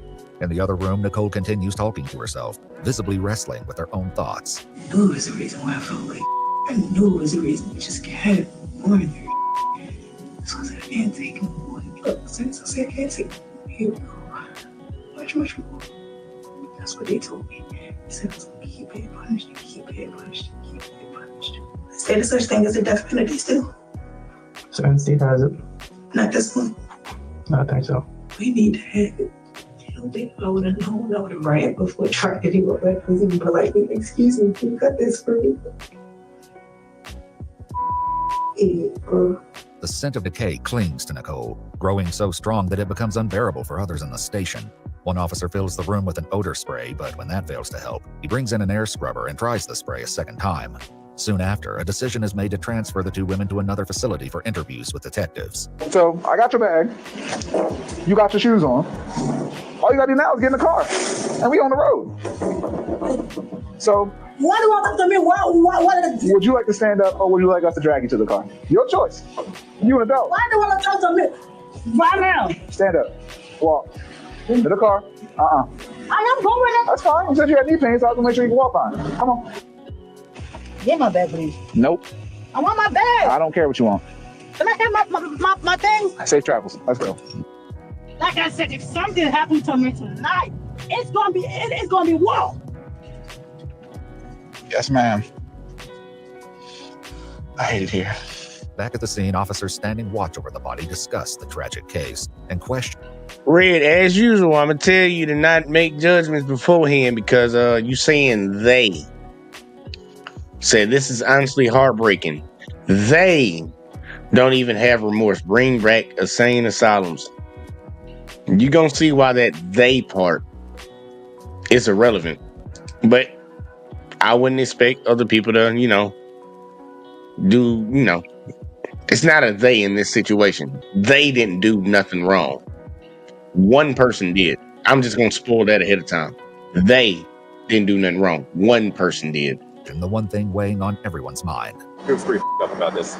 Right. Really, everybody who saw it, pretty up right now. Well, I mean, I saw it. Saw it? I saw it. I'm trying to look. But it's So he's got all these grown men all up. no. I mean, well, I was before I got the job, but I didn't mean like that. no. Y'all heard that shit? He said he was already fucked up before he got that job. Yep. I was talking about the last officer in the last video. This motherfucker was already fucked up before he got it. He admitted it himself. Shouldn't be no cop. You fucked up, bitch. You don't need to be out here. You don't qualify. That's literally what it should be. You don't qualify. Look, go ride the other ride. You got to be this tall to ride this ride. you ain't tall enough, bro. But look, he admitted it. I just made sure I wanted to catch that point because I heard that shit earlier when I watched this. No, I know. I'm just saying it's weird that I could understand if this child was younger, like baby stage, but it's not. So I'm like, it's kind of dumbfounded. Like what the hell? Like I'd love to just know the reasoning. Same. I'm so curious. The whole story. Yeah. Like what? The whole story. Like what the hell? Like what? How did this even come to be? Nicole enters the interrogation room with much to explain. She tells detectives she was in Essex to meet a man for prostitution, while BB waited in the car. She claims she's been aware of the foul smell, but assumed it was a dead rat. Me and my homegirl was doing so much to try to get the smell. But we never noticed it was coming from the back because we don't sit in the back. How'd you try to get rid of the smell? We always thought it was coming through the front of the car, so we got it power washed. You power wash the car, try to get the smell away? The engine. You starting to understand why this sounds a little... I'm about to hold on to that comment, Red. I'm gonna start that one because I'm about to use that against you. Ridiculous. After speaking with detectives, investigators note it was clear that BB was mentally challenged and had no knowledge of the incident. They contact her mother and arrange for her to be taken home. As for Nicole, her vague... Y'all see that? Now I'm gonna use that comment against you. You said, I know what happened. She just as bad for associating and being an accomplice. What did they just say? She didn't even know it was bodies in that car. But you said she's just as guilty for associating with somebody. So I want to use that logic. I want to use that logic because this is usually the white logic. If that's the case, then everybody that's associated with being a racist, being a fucking supremacist, everybody that done did all that fucked up shit in the white community, they're guilty too, right? Oh no, we wouldn't do that to ourselves. We wouldn't put that on ourselves. We would just put that on all of y'all. That lady is slow and did not know what her friend had did. She just happened to be in the fucking car. people that advocate against people in the police, we would say, man, look, I don't believe in that guilty by association shit. If I take my friend to the gas station, hey, man, give me a ride to the gas station. And the motherfucker come running out to the car. It's like, all right, bro, let go.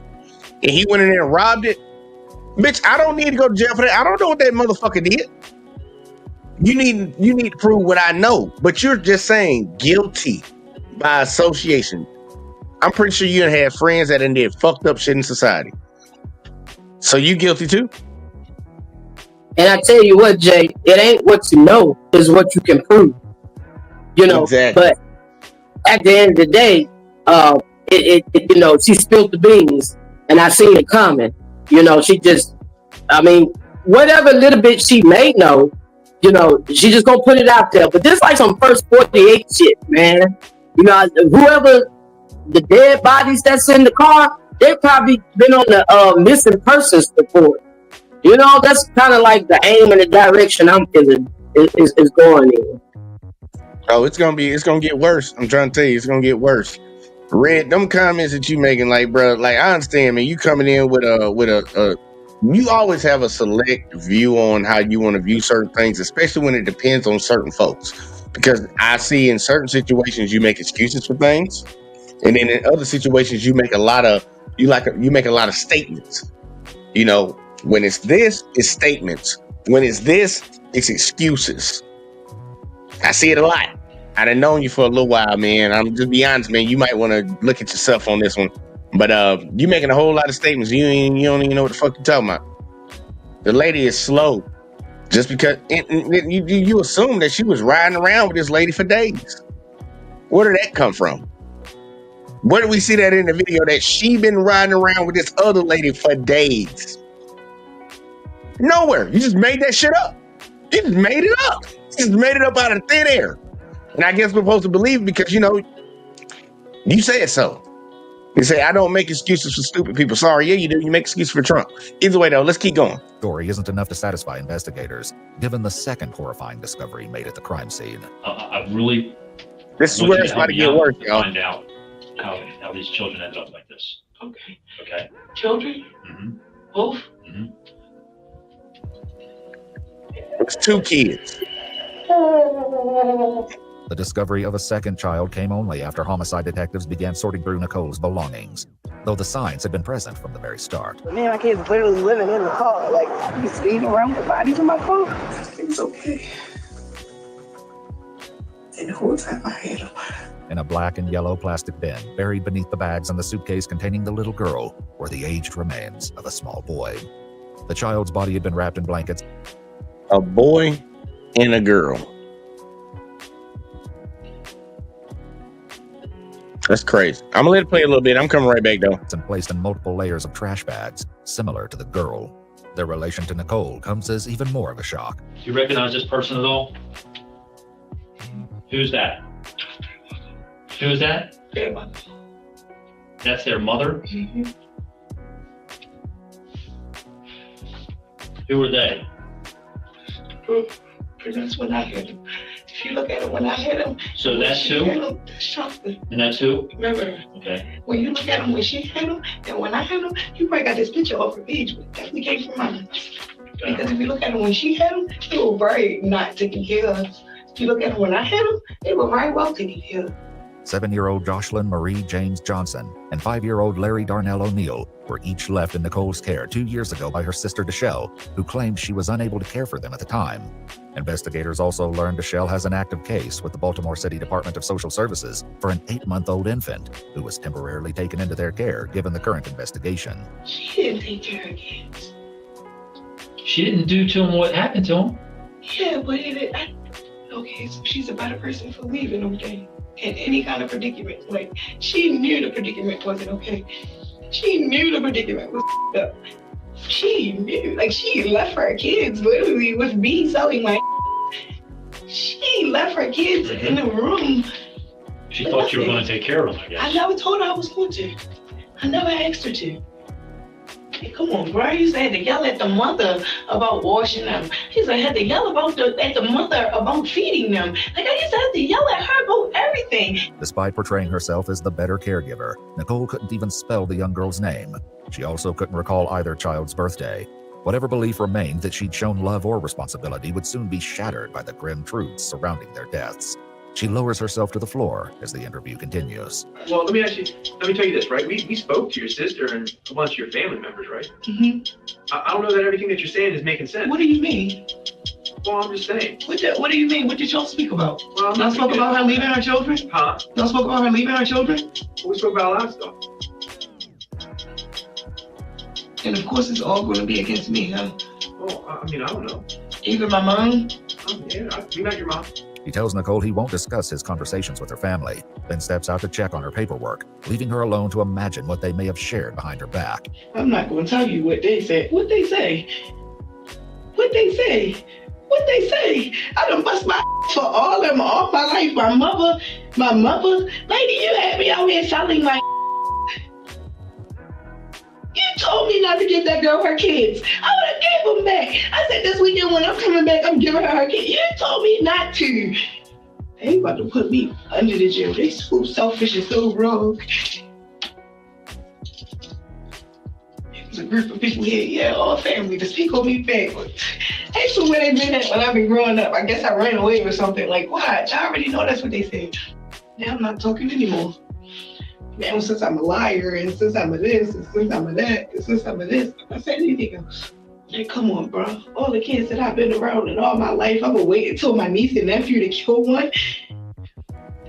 I've been raising kids all my life so much they thought they were actually mine. I'm gonna wait until my niece and nephew to kill some. While Nicole earlier stated she was living in her car, investigators located a hotel where she'd recently been staying. In the room, they find 2 stuffed animals, as well as 2 rose bears, one blue and one pink, with ribbons around their necks that read, always and forever. Isn't there like memorial place? That's what it seems like. I've always been forever. The website though, and have all kinds of different ones. Like even with that little ribbon. With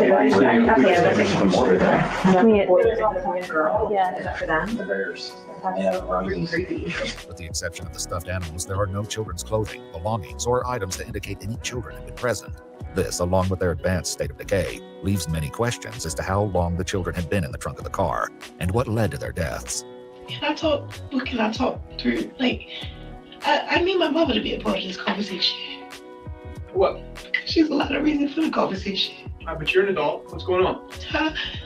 No, like I want to talk, but I want to talk to her. Like I want to tell her. Like I want to talk to her. Did she cause this?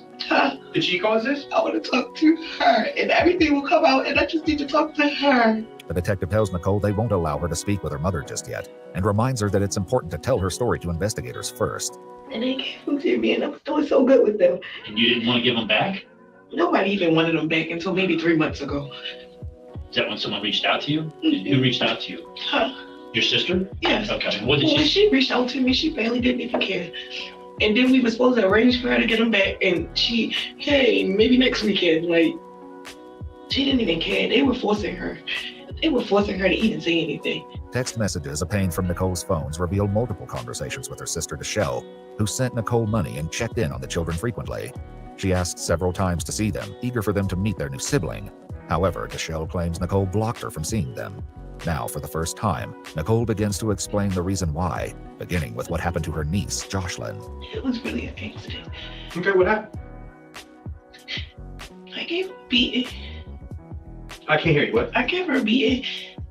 Mm-hmm. And then the next thing I know, she just wasn't saying anything. Well, nothing. Like, Okay. So you gave her a beating? And then she was not responsive anymore? Like, it was mistakes. Like, I took care of them children so good. Like, it was a mistake. Like, I just was trying to discipline. Like, Explain to me how it happened. Like, she got in trouble for something one day that I didn't beat her for. Like what? Stealing something or going in the refrigerator or doing something or something. And she did it again and she did it again. And then the last time it was just like, and I was probably more frustrated than I should have been with life, period, with everything, with why they leave me with the kids, why nobody's helping me, why nobody's calling me, where's their mom, where's my family, like, well, like, And then what happened? I told you, Peter. How? With what? I don't even think it was anything. I think it's just my hands. investigators interviewed a resident at one of the hotels Nicole frequented, who reported that Nicole often used harsh language and regularly cursed at the children, particularly the girl. Another witness recalled hearing Nicole abusing Jocelyn through the thin walls and, at times, hearing the child yelling for her to stop. You were upset because she was taking things like from the refrigerator and stuff. She was doing all kinds of stuff. Okay. Like she was taking stuff, like she was getting the boy in trouble. Like she was just doing all And you kinds disciplined her. Yes. And it went too far. Man, who the fuck are you? We talking about BB. BB is the one that's slow, not this lady. Damn, you look. What the fuck are you on, bro? Like, goddamn, look. Click the link. Click the fucking link. He didn't watch the narrative or the content. He was making comments. He playing stupid. We said BB was slow. The one they let go. The one that had the African accent. You acting like we said this girl is slow. We ain't defending this girl.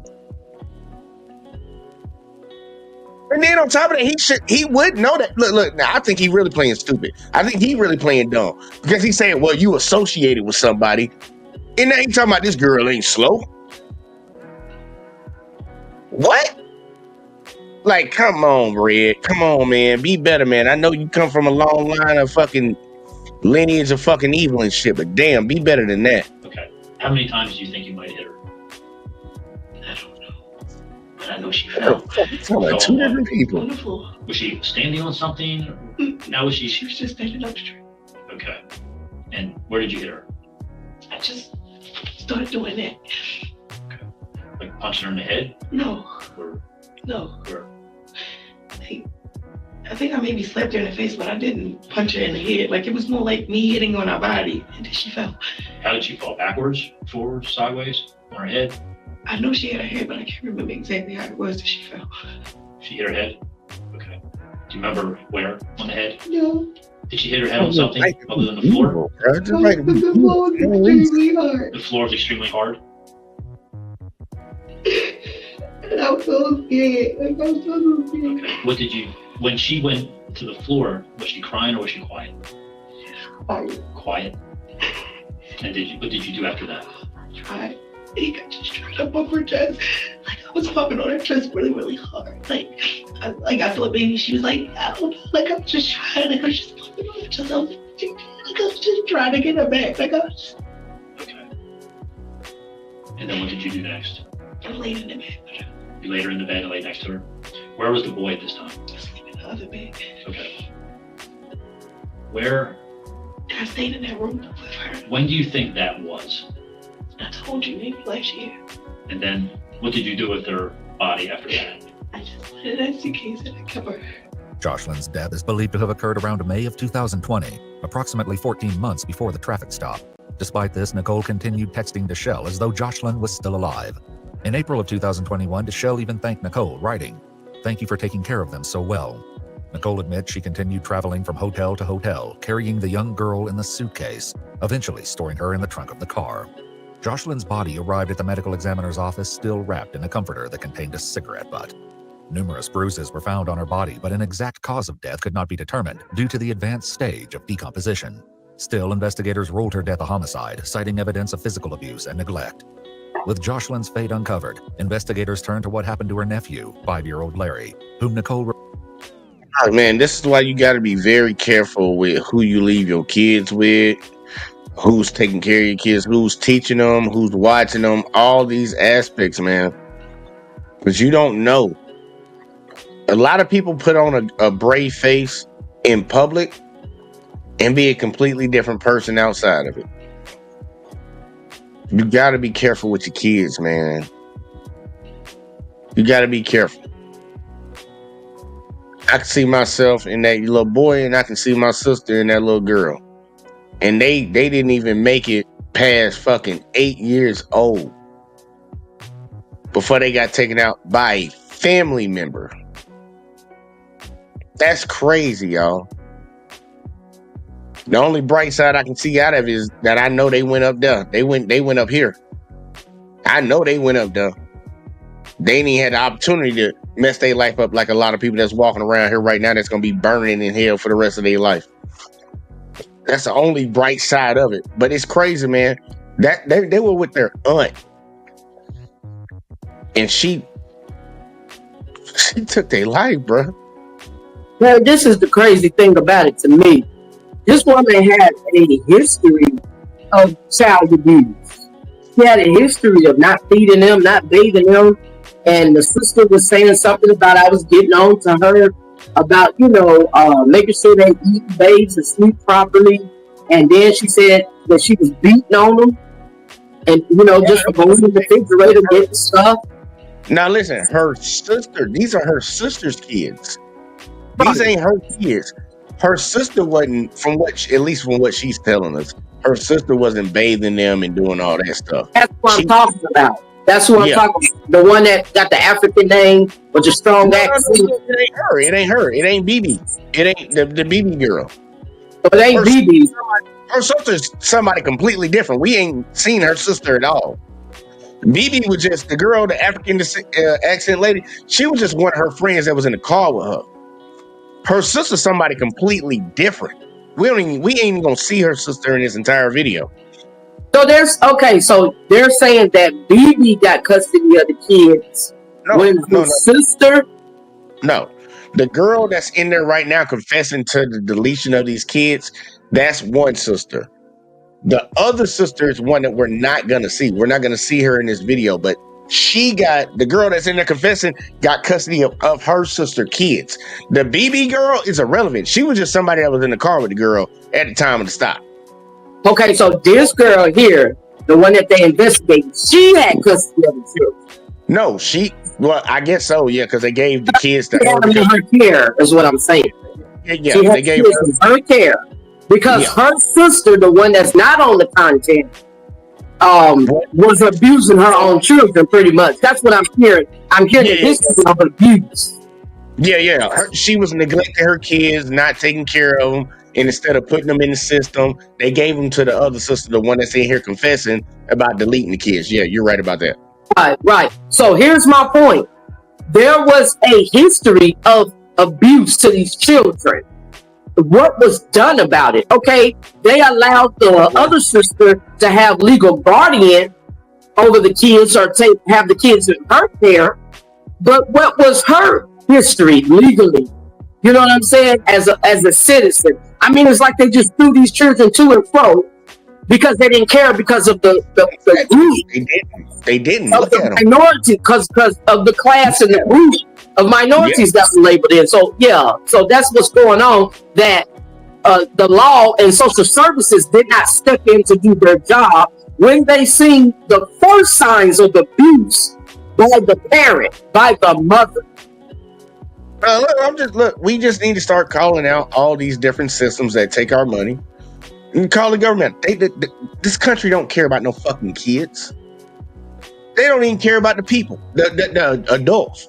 They damn sure don't care about the kids. You got a motherfucker sitting in the White House that people are defending right now that possibly might have been touching kids. Y'all see how I put the possibly in there just to be nice? They don't care about the kids in Gaza right now because, Israel's the one doing it to them. These kids over there starving and dying. This country don't stand for nothing. And I've been saying it for the longest. And people always come around and tell me, oh, man, you hate America. No, I just know it's a fucking joke. It's a facade. These people don't care about no fucking freedom. These people don't care about what's right and what's wrong. People in this country truly care about whatever the fuck I want, that's what I'm gonna get. These kids were not fucking looked out for. The state supposed to step in when people ain't doing their job. They ain't even want to think about it. They ain't locked the mother up. They ain't locked the mother up for not taking care of her kids. They just gave her kids to somebody else. Right. But you know what? I was going to say, here's another concern of mine. So when the sister who was had the children in her care, when her and BB was in the car, he could not, BB, whoever, everybody in the car not smell the odor of a deceased body. So they go to show the line because both of them have to know that them children was in that car dead. Ain't no way in the hell they could not tell something wasn't right in them suitcases. Being in the car. Once again, remember what we said, man. Look, we think BB slow, and BB would have probably believed me. He probably dead right up in here. BB don't care. Man, look. You got a lady that ain't from this country in the car riding with a lady that's from this country, and one of the girls in the car is selling ass. Like, look, you already know we know the lowest of the low in our own community. These motherfuckers ain't worrying about none of that shit. BB wasn't worrying about none of that. BB wasn't trying to be concerned. BB trying to figure out where she gonna get her next dollar and where she gonna fucking sleep at night. The other lady is just on sicko shit because what she did to them kids is just sick. But so basically the sister that's in there being investigated that had the children in her care, she already knew what was going on. If she didn't delete the children, she knew who did it. Basically, that's what's happening. The one that's in there being investigated is the one who did the delete. She got her sister kids. They gave her sister kids, and she deleted her sister kids, pretty much. But here you go. We got Alexis from Texas in here. I want to get her thoughts real quick, like before we play this. I got a feeling we gonna go over fucking 2 hours. I just got a feeling. It is what it is. Go ahead, hit me with this, girl. Hit me with it. Well, first of all, howdy, y'all. Good to be up here. Just not off my second gig, but yeah, this I remember seeing this story, and it's so freaking sad. I mean, so freaking sad. Especially in our community, this happens so much, and a lot of times we're not aware, or we don't. I don't even want to say that we're not aware, because we are aware that this happens, and it happens a lot. And it be the people that, as far as, if it ain't something like this, it's something as far as somebody touching in places that they should not be touching in, and it's just so sad. And me being a mother too. Me being a mother, and also being a grown woman who had experience in her life of somebody that's supposed to be taking care of you that do that type of abuse and stuff. And as far as, I didn't lose my life or anything like that, but that type of abuse happens in the Black community where the parents just go overboard, and to where it's abuse. It's not just discipline, it's pure abuse. If you're whooping your child with anything other than like a belt, and I'll go as far as say, like, a regular paddle. Yeah, them switches actually, I think, was overboard too, man. Because the switches were marked on our ass. Nah, but that's what I'm saying. So a belt or a spanking paddle, and even I'm kind of with the paddle, but I mean, anything outside of that, like when I tell my story of people like my mom making the actual weapon to beat me with, and then I get demonized in the community as if I was just out of pocket for turning her in. You know what I'm saying? You'll get demonized in the community. That's your mama. Yeah, that's your mama, but nobody sees that that's my mama who. Yeah, I'm getting fucked up in this house. Like, that's what I'm saying, something, motherfucker. Exactly, and even to the point, your own family will chastise you and try to ration. Like, it's a lot, to where when I see these stories, like, you think like, man, I gotta protect my family from outside people. I gotta protect them from the inside people too. Like, you're right. But you're right about that. That's my thoughts on that. I'm so like, this is heartbreaking. It's heartbreaking. Yeah. And you see, I don't know if you saw it, but after I put my little tagline, tell everybody, Jesus, Trick Daddy, and Alexis love the kids.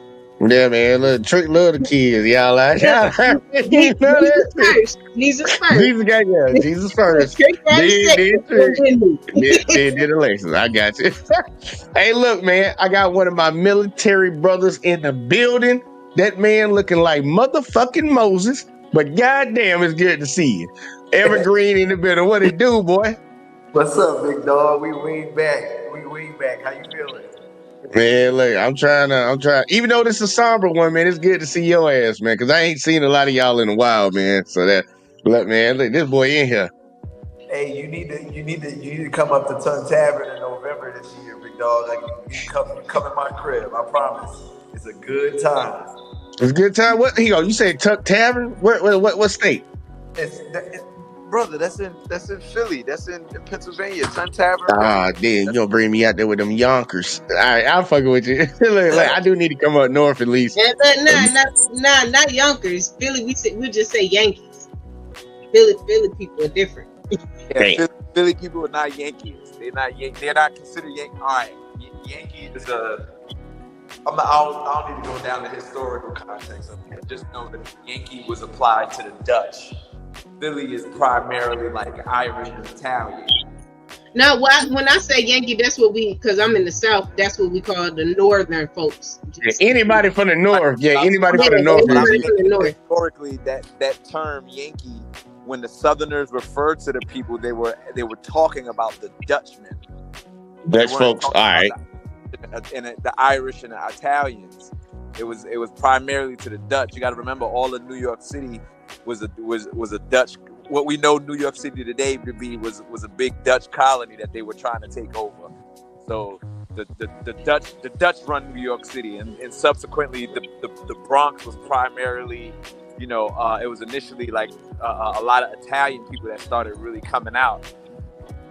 So it's a weird dichotomy of a lot of cultures and traditions, but when you start looking into the history of some of these words and some of these names, you find that it got a lot to do with colonial period. But I ain't trying to detail the show. Look, it sounds like a lot of white stuff to me, but if we don't want us to put it like that, then it's slang. It's slang. I'm trying to tell you, like he break down words. Like he break down words. I look, man, I still be watching you on YouTube because not YouTube, but Facebook. I remember when you was breaking down the word black. But don't tell them about that though. Don't tell them about that right now. They're not ready for that. People are ready for it, but it's hard to have these types of conversations with people when they're not when we're not etymologically inclined. So yeah, we I feel stuck on the denotation. The connotation of the word, and we never consider the denotation how it history. So it's important to deal with it in that context. But speaking of the black shit, I was gonna tell you, in line with the current conversation y'all are having, there's a book by Dr. Thomas Sowell called Black Rednecks, White Liberals. I say again, Black Rednecks, White Liberals, and he essentially explains where all of the degeneracy within black culture comes from. White rednecks. From white rednecks from British Isles, white rednecks from Britain and Northern Ireland. So it just so happened that when they passed that culture on to us, they abandoned that culture due to technology, due to industrialization and modernity. And unfortunately, our people over here, we kept that culture. And then that same exact culture spread throughout the Great Migration when the South when people finally got fed up and began to leave the South. So between the 8 years of 1917 to 1960, it's where you see the mass migration of our people from the South way up north in New York, Boston, Philadelphia. There's a route from Alabama, Mississippi, train route that's going straight up to Chicago. And then there's another route from Texas that's going way out to California. And it just so happens that all of those people just so happen to be enslaved by the same people and inherited a culture not of their own. Yeah. So a lot of us, we copied a lot. Man, look, I ain't even gonna hold you on that because look, we one day I got to get you up here to actually just have you. Well, I'm doing one-on-one interview and have you just break some shit down like that because people need to hear a lot of that shit because we got a lot of folks that don't know. But I do got to hit you on your thoughts, man. What do you think about what we talking about right now? Like this situation right here, because obviously I'm going past 2 hours, y'all. I'm probably gonna get maybe 3 hours of sleep tonight. But we got to talk about this shit. Yeah, this is important, man. Like what this lady did, man. Outside of Red racist ass saying that dumb shit that he want to say, dude, 2 young kids lost their lives, and we're not even done with the video. But give me your thoughts ahead of time ever on this bitch, because I want to get back to it and finish it, and then I want to have everybody have a group conversation. I'll say this: nobody should be surprised in the crazy things that happens in the world. right? I mean, and especially from where I'm from, in the city that I'm walking around right now, you know, I remember hearing stories of old ladies trying to burn the devil out of their 6-year-old children. Grandma trying to burn the devil out of her 6-year-old's grandson, and Shock the gay out of him. And put him in an oven and turned it on. Like, died in the oven screaming. This isn't anything new, right? These concepts that we have of people doing horrible things to children, doing horrible things to their children, that shit's been going down. This is nothing new. So, you know, I don't even have to hear the story to know that there's some validity in it, because I've already experienced it, you know, and hearing it and seeing buildings shut down and crime scenes up because of what some people did to children. This is nothing new. The problem that we should be thinking about, as opposed to just simply discussing it, is figuring out how do we influence to change the culture, to establish the fact that there's certain things that are completely off limits, regardless of how crazy we think a person may be. And this is where our people don't like to give consideration to law. They would much rather try to handle things under street justice or put things into their own manners, not realizing that they have the power of civics. So these stories, they're gonna keep happening, and we're all gonna keep having jobs as being critics to talk about it. But what are we doing to actually fix the problem, right? What are we doing to establish that our children need both mother and father? What are we doing to establish that we need to find a way to continue to provide for our children, even in death, for ourselves? These are the things that are really, really affecting a culture, socioeconomically and politically. But our people refuse to review it in that manner. They only want to deal with the sensationalism.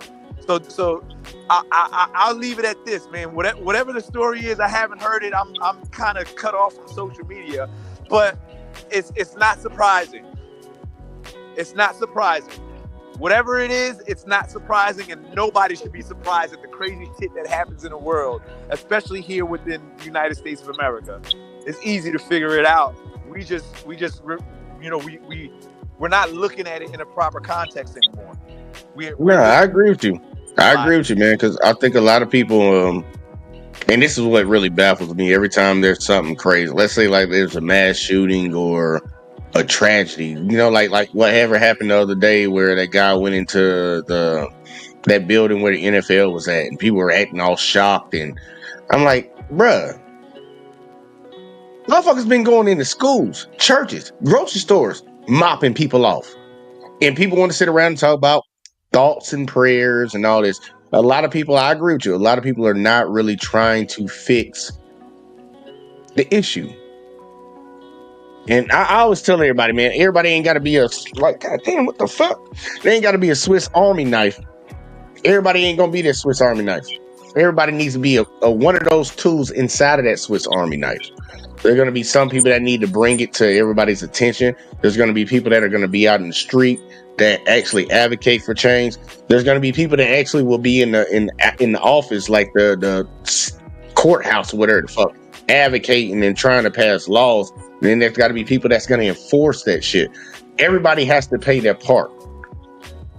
But I think a lot of people get caught up in thinking that they have to be the end all be all of everything. I'm like, bitch, I can't do everything.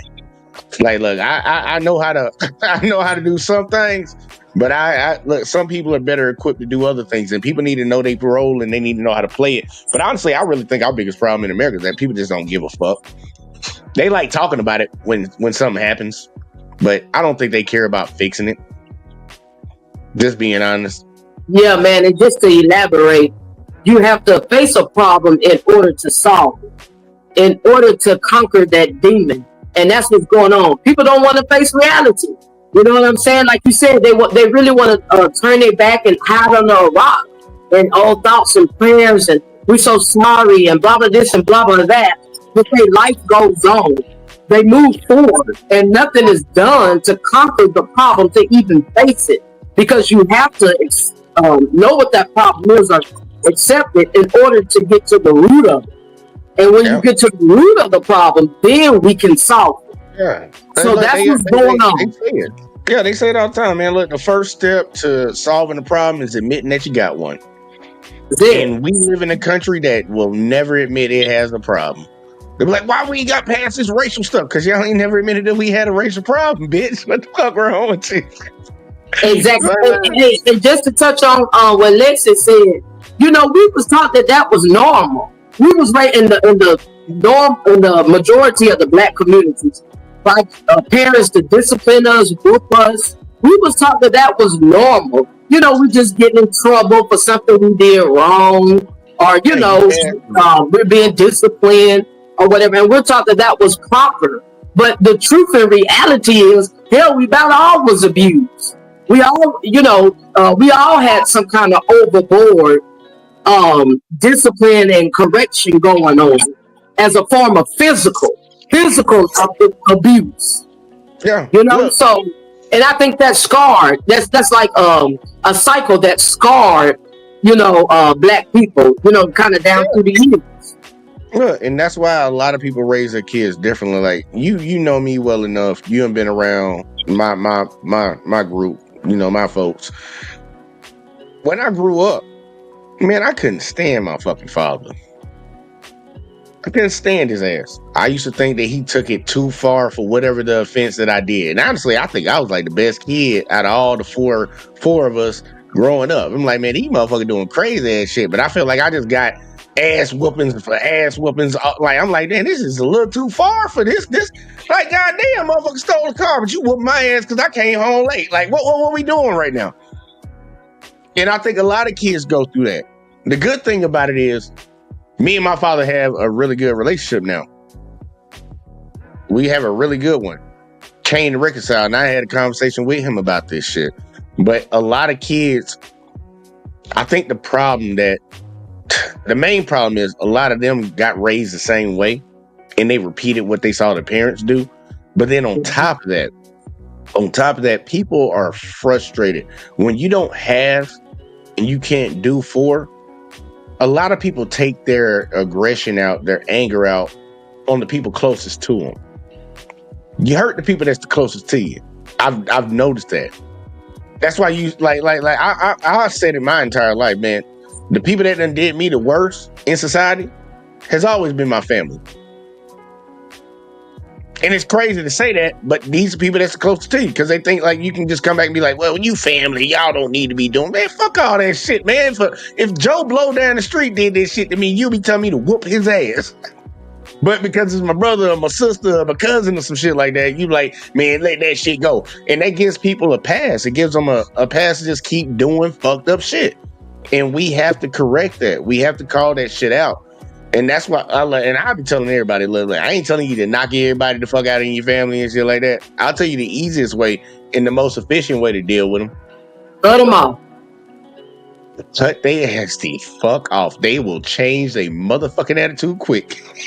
Is it? Or some of them, you know, nowadays they be too stubborn and hey, I got it too. Like, especially when I'm in a situation where I'm not calling on you for help. So, I mean, who's hurt?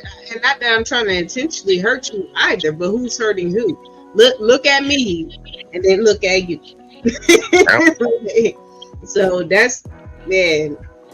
I feel you on that. And look, you know, I talk about it to you, Alexis, when we have our little conversations and shit. I'm like, bro, and look, and vice versa. You know, I be like, boy, look, I done cut off my youngest sister, but we conversate as far as the kids. Like, if her daughter has a birthday, mine have birthdays. You know, we keep it cordial like that. But everything else, yeah, well, you got it. Tell them you on your own. You got it. You know what I'm saying? You grown. You got it. Like, unless you know.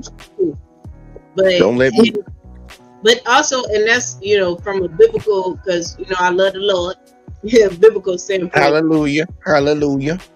God said he would give you a friend closer than a brother, because he knew that, you know, he said brother, but we'll say siblings in the context of that, you know, we are, that dynamic of a relationship is born with adversity. And it will be something like a brother, or like you said, be the closest people that do something like that to you.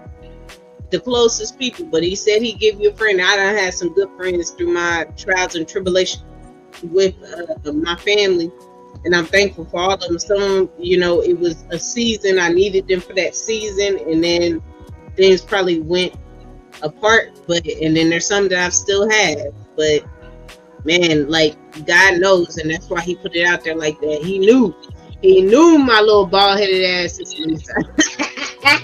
Right.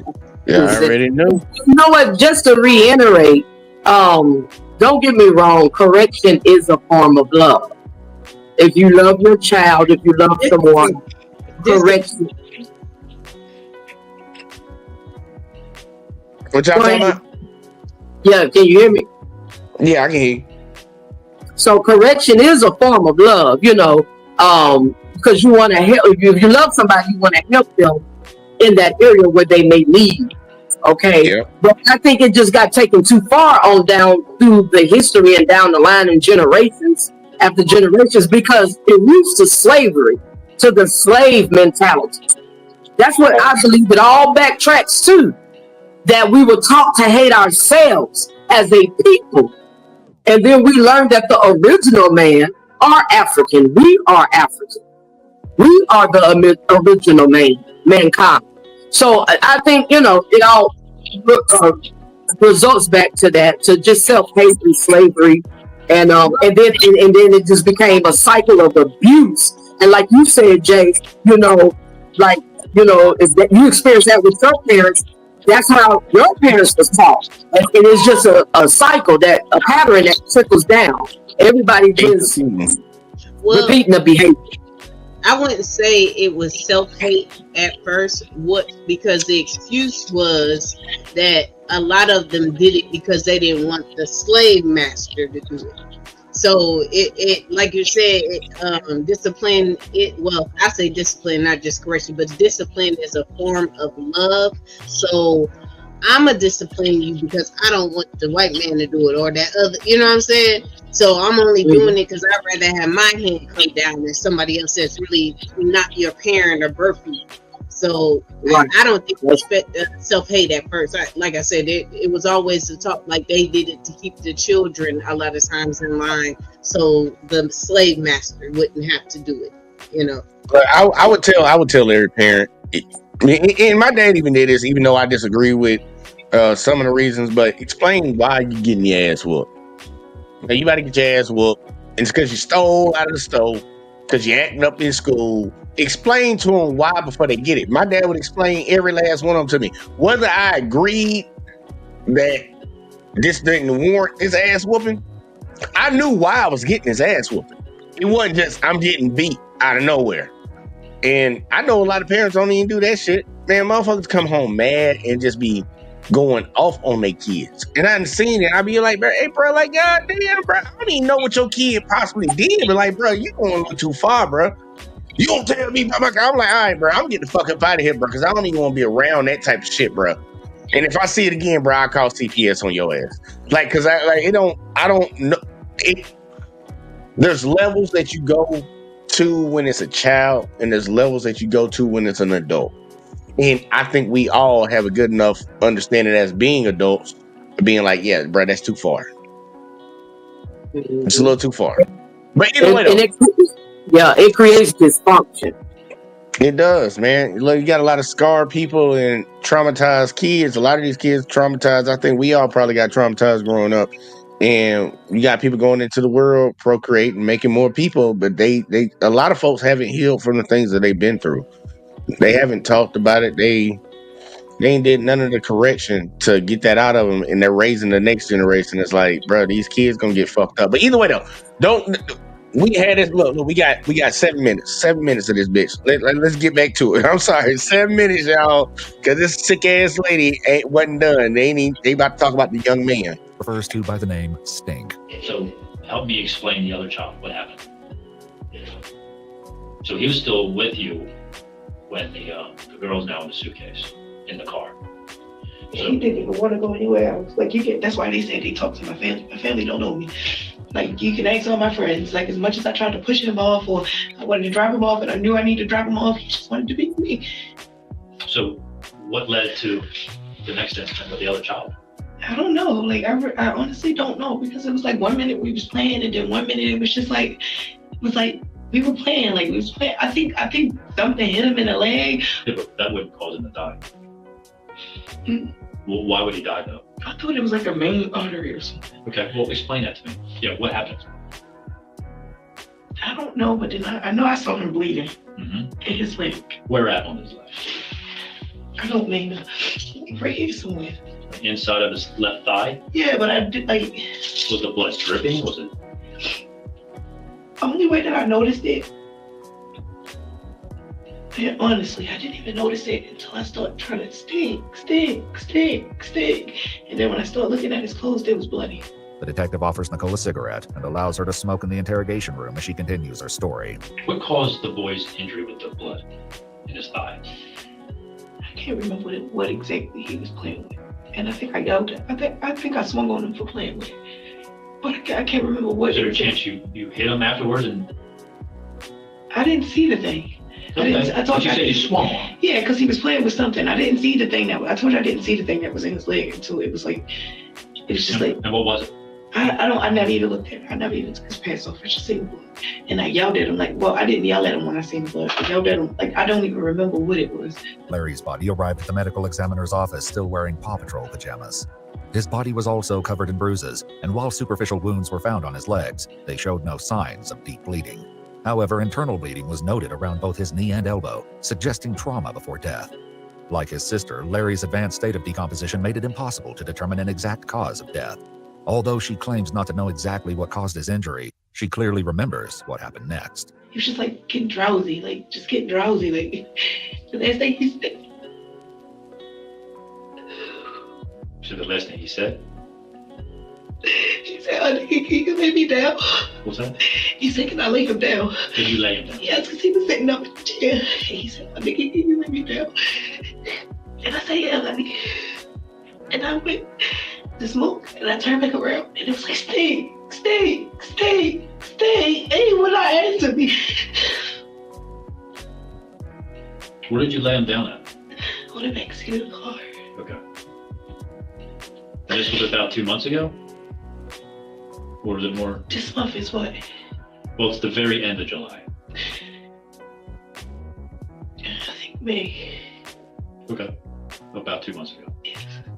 Sitting there for months and months and months and months and months. In June of 2021, Nicole sent a video to her friend showing the black and yellow tote in the back of her car and spoke about getting odor absorber. According to Nicole, the child would have already been deceased at this time and would soon join his sister in the trunk of the car. Investigators later discovered that neither child had ever seen a doctor in Maryland, had never been enrolled in school, and neither had been reported missing. One additional detail raised further concern. Both children appeared unusually small for their ages. It's got to be a 3 or 4 year old kid. Me and that mom. The girl was, according to your timeline, about 6 years old when this happened, Yes. and she only weighed 18 pounds. Do you think that's after all of this? Because they were not tiny. Like you see them in the pictures that y'all printed out are the pictures that I took. And then the boy was only 21 pounds. I don't see how, because they ate all the time. They ate all the time. They ate So everything. Like, maybe, I mean, is that maybe a contributing factor here? no, I If didn't. some kind of trauma happened, would it be made worse? Yeah, I didn't starve them though. I didn't starve them. According to doctors, however, it would have taken several months of malnourishment for the children to attain their low weights. The investigation concluded that both minor children lost their lives due to the neglect and abuse inflicted on them by their Aunt Nicole. I just can't believe they came up here and made it seem like I was some type of bad person. Like I was some type of trouble person. Like, yes, I've been depressed all my life because of one of them mama. But I can't believe that she really came up here and made it seem like I was a bad person. 1 month after her arrest, Nicole's mother emailed Baltimore public officials, pleading with them to intervene and protect her remaining grandchild. The email additionally criticized social workers and Deschelle for not safeguarding the children. Multiple news outlets reported that Deschelle created a GoFundMe campaign to raise funds for their burial, and rumors later circulated that she may have launched as many as 4 separate fundraisers, though all have since been deleted. Following her arrest, 33-year-old Nicole Michelle Johnson was held without bond and later indicted on 14 criminal counts. The charges included 2 counts each of first-degree child abuse resulting in death, first-degree child abuse involving severe physical injury, second-degree child abuse, second-degree assault, neglect of a minor, failure to report the death of a minor, and unauthorized disposal of a body. She ultimately pleaded guilty on August 13, 2024 to 2 counts of first-degree child abuse, resulting in death. She was sentenced in February 2025 to life in prison, with all but 50 years suspended, as well as an additional 5 years of supervised probation upon her eventual release. If you'd like to see select new videos early and help us keep on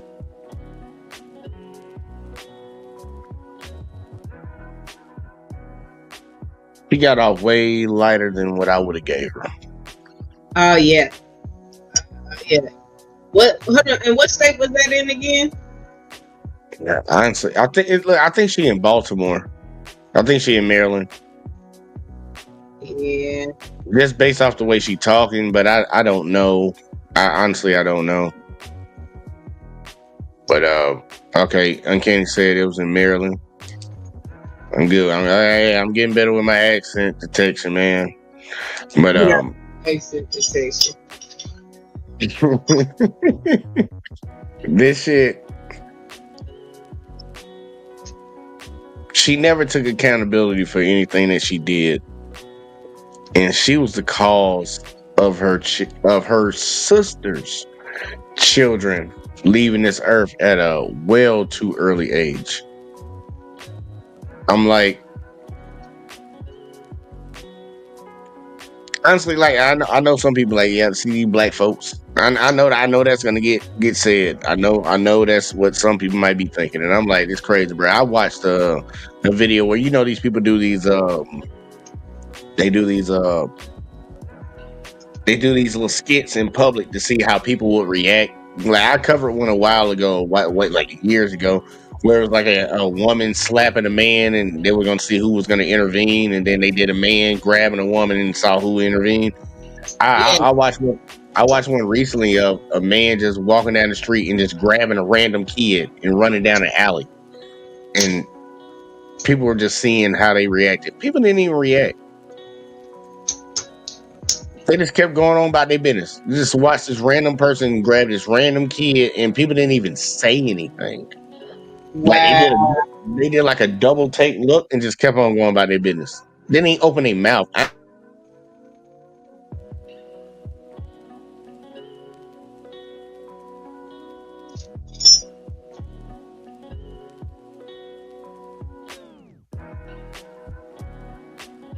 Goddamn internet doing that shit. Skynet, don't get me right now. Don't get me, Skynet. Skynet tried to get me, y'all. They tried to get me, y'all. They still trying to get me. But hell, y'all talk for a second real quick. I'm coming right back. Hopefully my internet catch up. Okay, so to my perception, I see that she basically got away with it. 50 years suspended. That means she didn't do a day of them 50 years. With the +5 or whatever probation or whatever little time they might have gave her. But to me, that's a prime example of calling evil good and good evil. Because what accountability was done behind her actions, that the children lost their lives under her care and already had a history of being abused by their mother. So, and not to get too biblical, but really it all results back to that. Like they said, there's evil people in this world. This world is evil. And that goes back to the biblical book. What's in stands? The Bible tells us that this world is evil. And there's a God of this world. And the whole narrative of it. Now, is the Bible have all the context in its original scriptures and Torah and aspects right? No. Is there a lot of books and hidden knowledge? Yes. But overall, that's the narrative. That our Creator, our God, has an enemy. And it is his battle or the Lord's battle to fight. It's evil versus good. And that's just the root to it. And until, again, I'm going to reiterate, until we can learn to face the problem, as long as we choose to continue to live in denial, we will never get to the solution or the answer or to learn to conquer the problem. And so that's where I'm at. We're gonna hold you on it, man. We got Miss Alyssa in the building. Man, go on here and let the people know what it is, where to find you at, and give me your thoughts.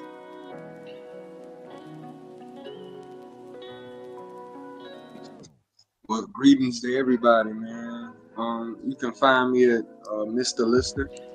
Just type it in. I'm right there. Shoot. Pretty much, I kind of agree with everybody on the panel as a whole. I pretty much don't see the country as a whole even acknowledging or apologizing that slavery was wrong. If we were to ever try to start to fix anything, you know what I mean? I feel like that would be a great start, but I feel like I'm dreaming, man. But I feel publicly if there was some type of disclaimer just to ensure that, hey, slavery was wrong, and because of slavery we have this, I guess, cause and effect, but slavery is the foundation of which this country was built, and it was built on the backs of slaves. And not only do we not give recognition, but a lot of what was invented through the slave was stolen through, you know, either stolen or not even given. You know, what was that? That patent, the patent thing that it came up with. We didn't get any credit for any patents, like that's crazy. The first order, like we ain't get no credit for none of that. Yeah, so now we talking like psychological warfare, man. So it's like you have this covert war that you're trying to mask that doesn't exist, but it clearly does. There's clearly an agenda against melanated people. You know what I'm saying? And for you not to acknowledge that, it's totally absurd. Like, there's no healing to take place. There's no healing. It's going to be false. There's no we are the world. There's no we going to stand side by side. There ain't none of that. You know what I mean? That's why I was saying you was spitting fire tonight, JBJ, when you was like, man, the facade of America is just what it is. It's a dream. But it ain't our dream. Nope. Not even close. So look, man, it's a headline. And the real topic and issues, we are not at that point as a country to be critical thinkers, to actually talk about those real issues and come up with a consistent solution. Bingo. I had bingo. So that's all I got to say, man. Look, man, I had a conversation with one of my coworkers today, one of my Caucasian coworkers today, and we kind of got on the Epstein stuff. And this motherfucker was trying to tell me how, look, I actually call people out, because I always make the argument that a lot of people just hypocrites and don't say nothing when something really going on. If it's somebody they like, somebody they care about, they keep their mouth fucking closed and make excuses for these people. So like the Epstein Trump shit came up, and the motherfucker said I called him out because he said he was gonna release him and he didn't release him, so he needed to release him. And I'm like, you saying he need to release him is not calling that motherfucker out. That's just you just making a random fucking statement. Calling him out would be like saying something along the lines of, this motherfucker lied. He's a fucking liar because he said he was going to release this shit and then release it. But these are the same people that will uphold saying law and order and all of these things. America was built on a lie and is going to stay a lie. I just can't. This is somebody that served in the military, and I don't care what other people think. Like, they can feel however they want to feel about the things that I say when it comes pertaining to this country. Because look, I was born in this country, I was raised in this country, I lived most of my life in this fucking country. I done served this country and took, like, I lost blood for this motherfucking country. I'm gonna call a spade a spade. This is a fucked up ass country. You can't fix a problem if you don't address the problem. In this country, like you said, Mr. Lindsay, and I know I'm pretty sure some of y'all other, like Alexis and Miss Jackson probably spoke on it. This country was built off of stealing, killing, and destroying. That's the foundation. Oh, and I forgot treason too. Like a lot of people like to forget about that. They love to celebrate their Independence Day. No, that's Treason Day. Yes. Even my dad looked at me funny when they said, "Man, why ain't you dress up, man? Why ain't you dress up?" I was like, "Man, why the fuck am I gonna celebrate evil?" It's just like when y'all be celebrating no Thanksgiving, I'll be like, "Why y'all celebrating evil, bro?" Like, go. Real quick, just to interject, celebrating evil when a lot of black people like to claim that they Indian, so they got it in their family. I look at people real funny. It's like, look, man, we people have been so indoctrinated, and they did a good job on all of us. They tried their best. Some of us then woke up from the programming, but a lot of folks, we know majority of people are stuck because they set up a whole day, Valentine's Day. Y'all go out and spend y'all money and buy your girl something, buy your mama something. What the fuck you need a day to tell you to go do something for your mama? People don't even think about that. And Valentine's Day was based off a tragedy. Straight, go on, tell them. Like, a lot of people don't know this shit, and I'm like, please, like they'll sit and look at you like you crazy when you tell them. But that's the trick of the. I'll be honest, man. Look, Amazing Lucas say it all the time, and I agree with him. The lineage of evil did a really good job. They came to kill, steal, and destroy, but also to deceive. And they done deceived a lot of folks into believing things that are not true. Y'all, they at the point now where they teaching these kids in schools, at least in certain states, they really trying to. They're trying to tell them that slaves were migrant workers. Y'all done heard? I know y'all done heard. They trying to put that in the state legislation that these motherfuckers that they brought on ships against a damn will, where majority of them died on the way over here, were migrant workers. And they learned skills too, y'all. You know, they learned great skills, you know, blacksmithing and picking cotton and, you know, planting shit for us to fucking take. This is the sickness and the evil of these folks. And I ain't trying to say this for all white folks, but I need, look, for you to not be considered to be a part of the group, you might want to separate yourself from the group. Because y'all say it about us all the time. As soon as one black person do something, I'm pretty sure somebody gonna come in, they gonna see that video, that black lady doing some evil ass shit and associate that shit with all black women. That's not all black women. It's not. Now, when it really comes down to it, like, who harms kids more than men and women? Yeah, it is women, because women be around the kids more. But that's not all kids. Majority of kids are not getting murked by their family members. They not getting murked by their mom or their auntie or some shit like that. That's an outlier to the situation that's going on. But people take situations like that and they run with it. We as a country need to address all that shit, because even in the first video with the cop pulling that guy out for honking, he's in a profession that has descended from slave catchers.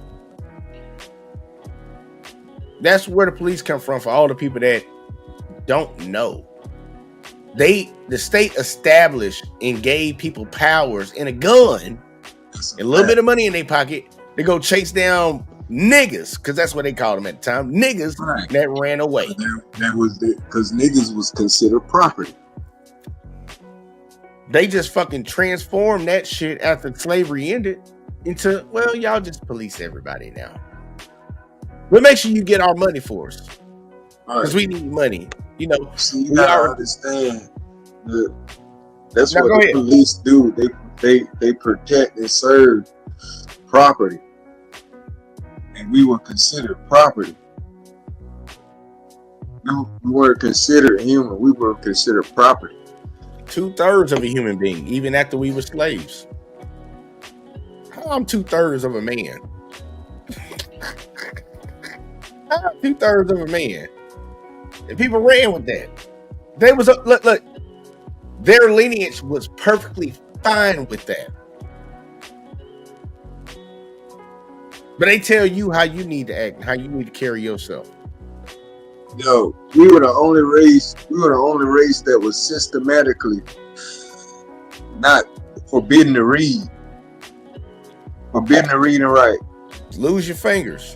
Get your dick cut off. They preach That's the Bible. crazy. A lot of black folks in the black community are very religious. They Southern Baptists, a lot of them that I know around here, they use that same book that you preach to your kids for you to be a slave.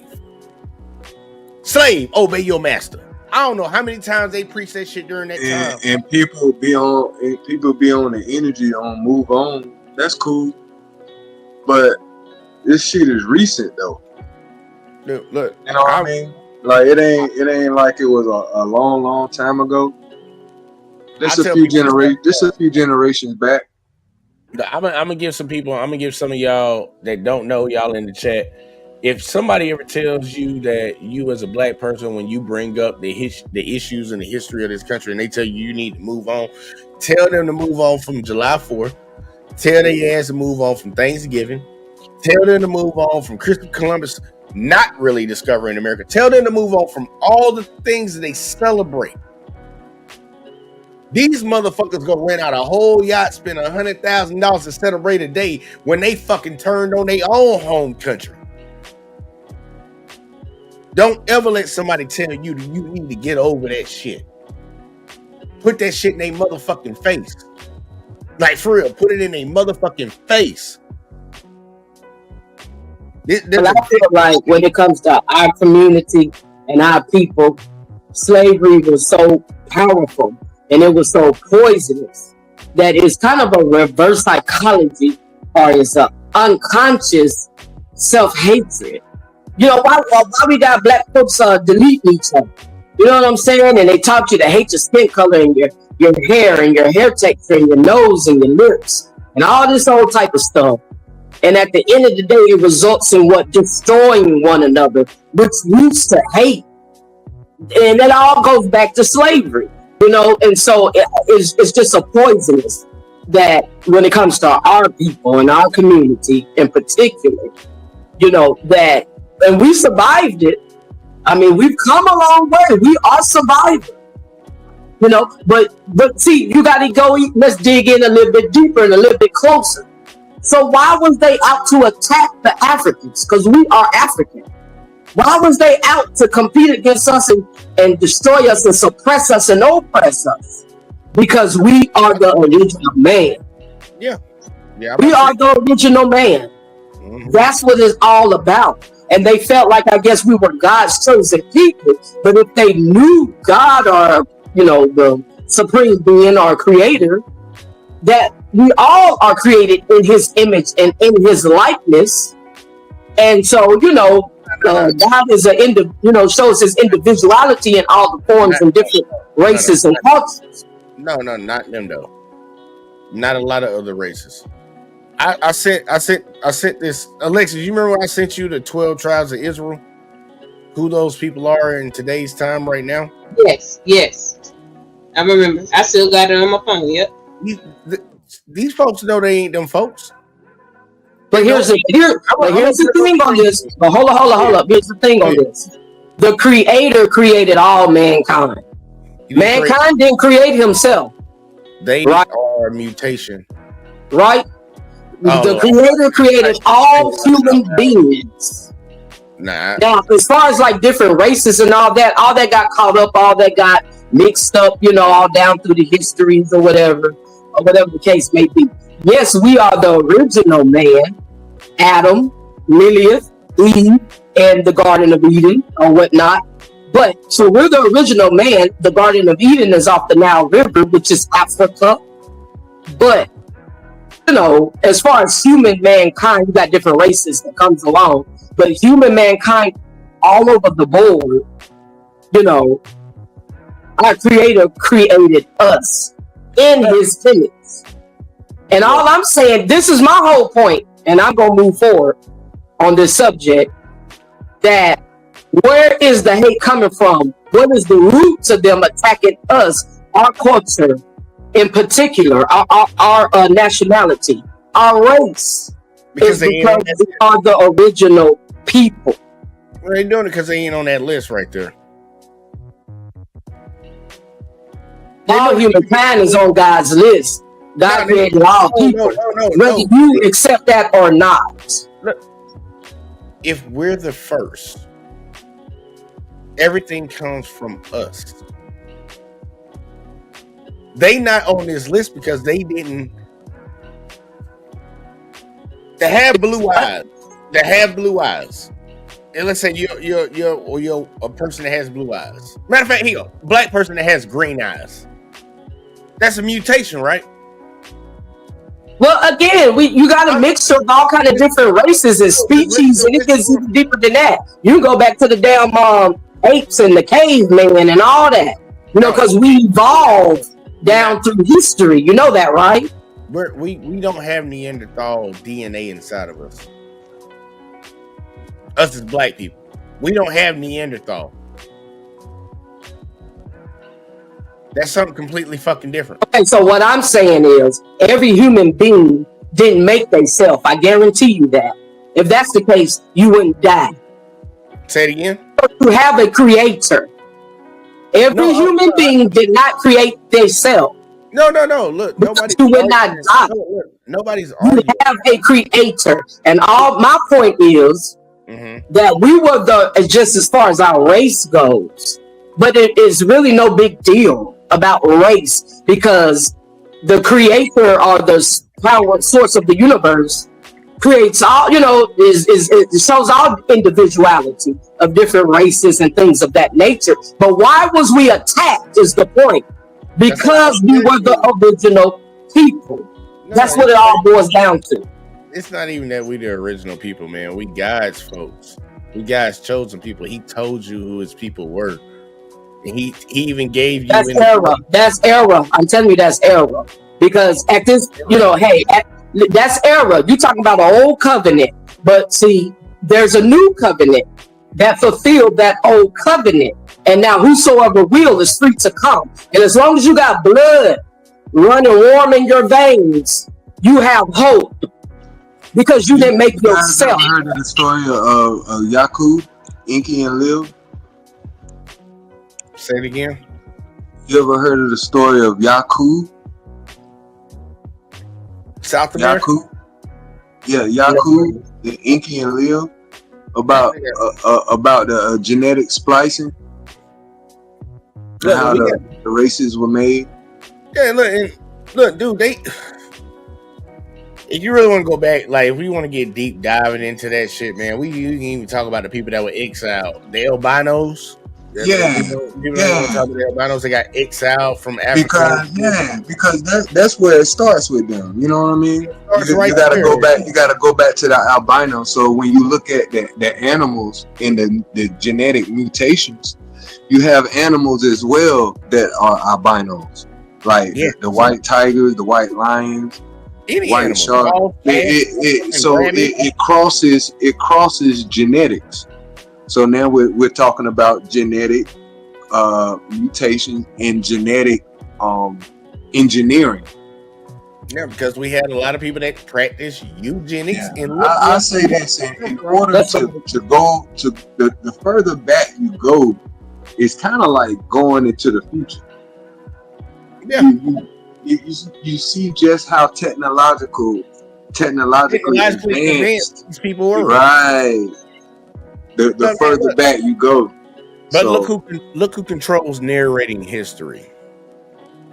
And that's where you get your problem. I don't know when you got a military. We know all that. I mean, the truth will make you free. Strong military, you can write your history. And that's what happened. That's what happened. The people that had the power, wrote the history and told you what it was. Just so happened, like, you know, I don't know how these people built these temples in Egypt. I don't know how these people built these temples in Mexico and shit. And they aligned them so perfectly that they're sitting on a celestial line with the stars and shit. Perfect lined up. Like not even off by a fucking millimeter. Like they really was that fucking accurate. And they built all these similar temples all around the fucking world. Now you're talking about the unexplainable to us. So now you gotta tap into how else can you explain what technology can't, because you have to keep in mind this is thousands of years ago, hundreds of thousands, right? So these are supposed to be primitive people, but based on their technology or lack thereof, how can they be so one with the Astros?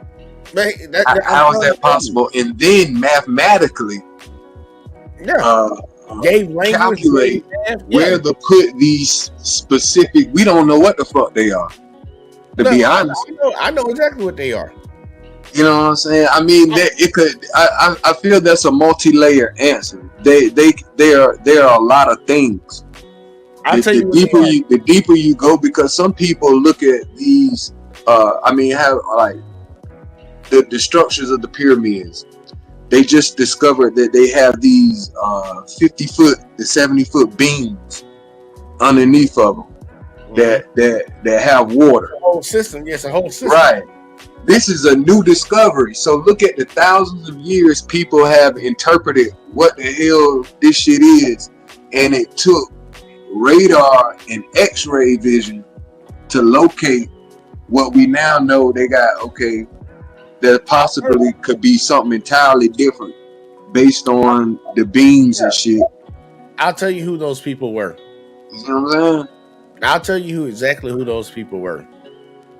They were people that looked like me and you. Yeah, man, we know that. But that's the problem. They don't want to admit it. The same reason why they so that's why you have to use, in my opinion, in order to convince these people, you have to use their history against them. That way, if they argue it, it's like I'm using what textbooks you put out, because when you break down everything, it's essentially gonna turn dark anyway, no matter how you flip it. What's the best way to win a war? Say that again. What is the best way to win a war? Suppress your enemy. Say suppress. All right. I say silence. What is meaning the art of surprise. Okay, so sneak attack type shit. Yeah. So when they not looking for it. Yeah.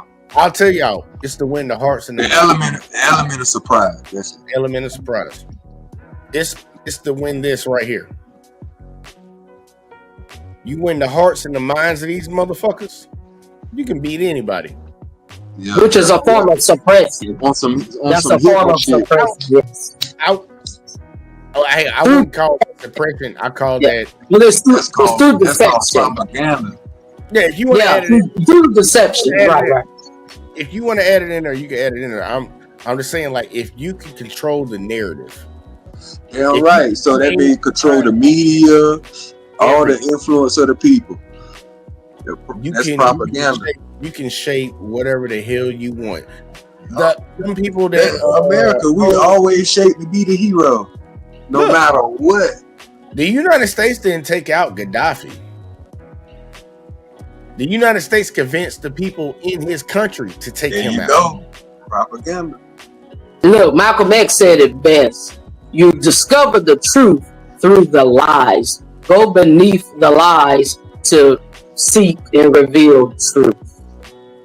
Man, look, man, we have outside of this, because like the main topic tonight was these cop videos and what that last lady did. Look, in the first one, like it was just, people need to pay attention to the institutions that they support and uphold, because look what they're doing to your fellow citizens. And I understand that in this country we have issues, and we were kind of speaking on those issues where people look at certain things a certain type of way, depending on what the color of that person's skin is. We have a problem in this country with doing that. Into the second video, that was just pure evil. That was just pure evil, and nobody should make an excuse for it.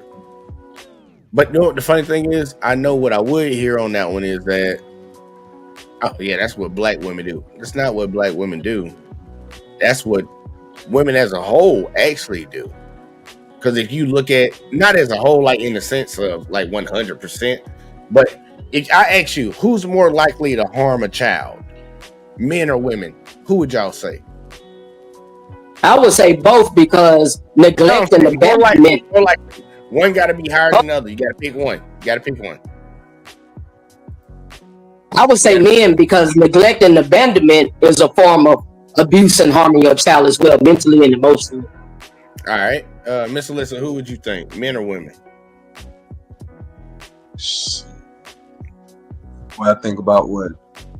Who is more likely to harm kids, men or women?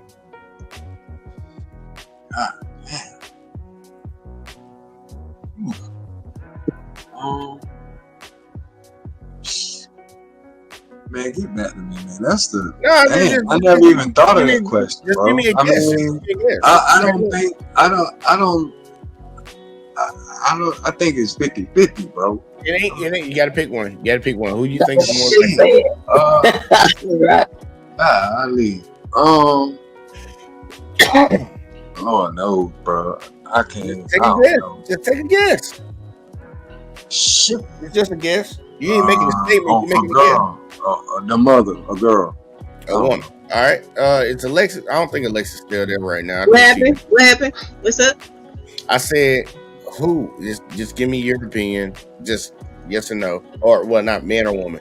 But who do you think is more likely to harm a child? A man or a woman? Statistically speaking. Oh, well, I don't know what the statistics say. Yeah, that's why I'm getting your opinion on it. I'm gonna show y'all the statistic in a second. In this day and age, I would say more likely due to proximity, it will be the woman.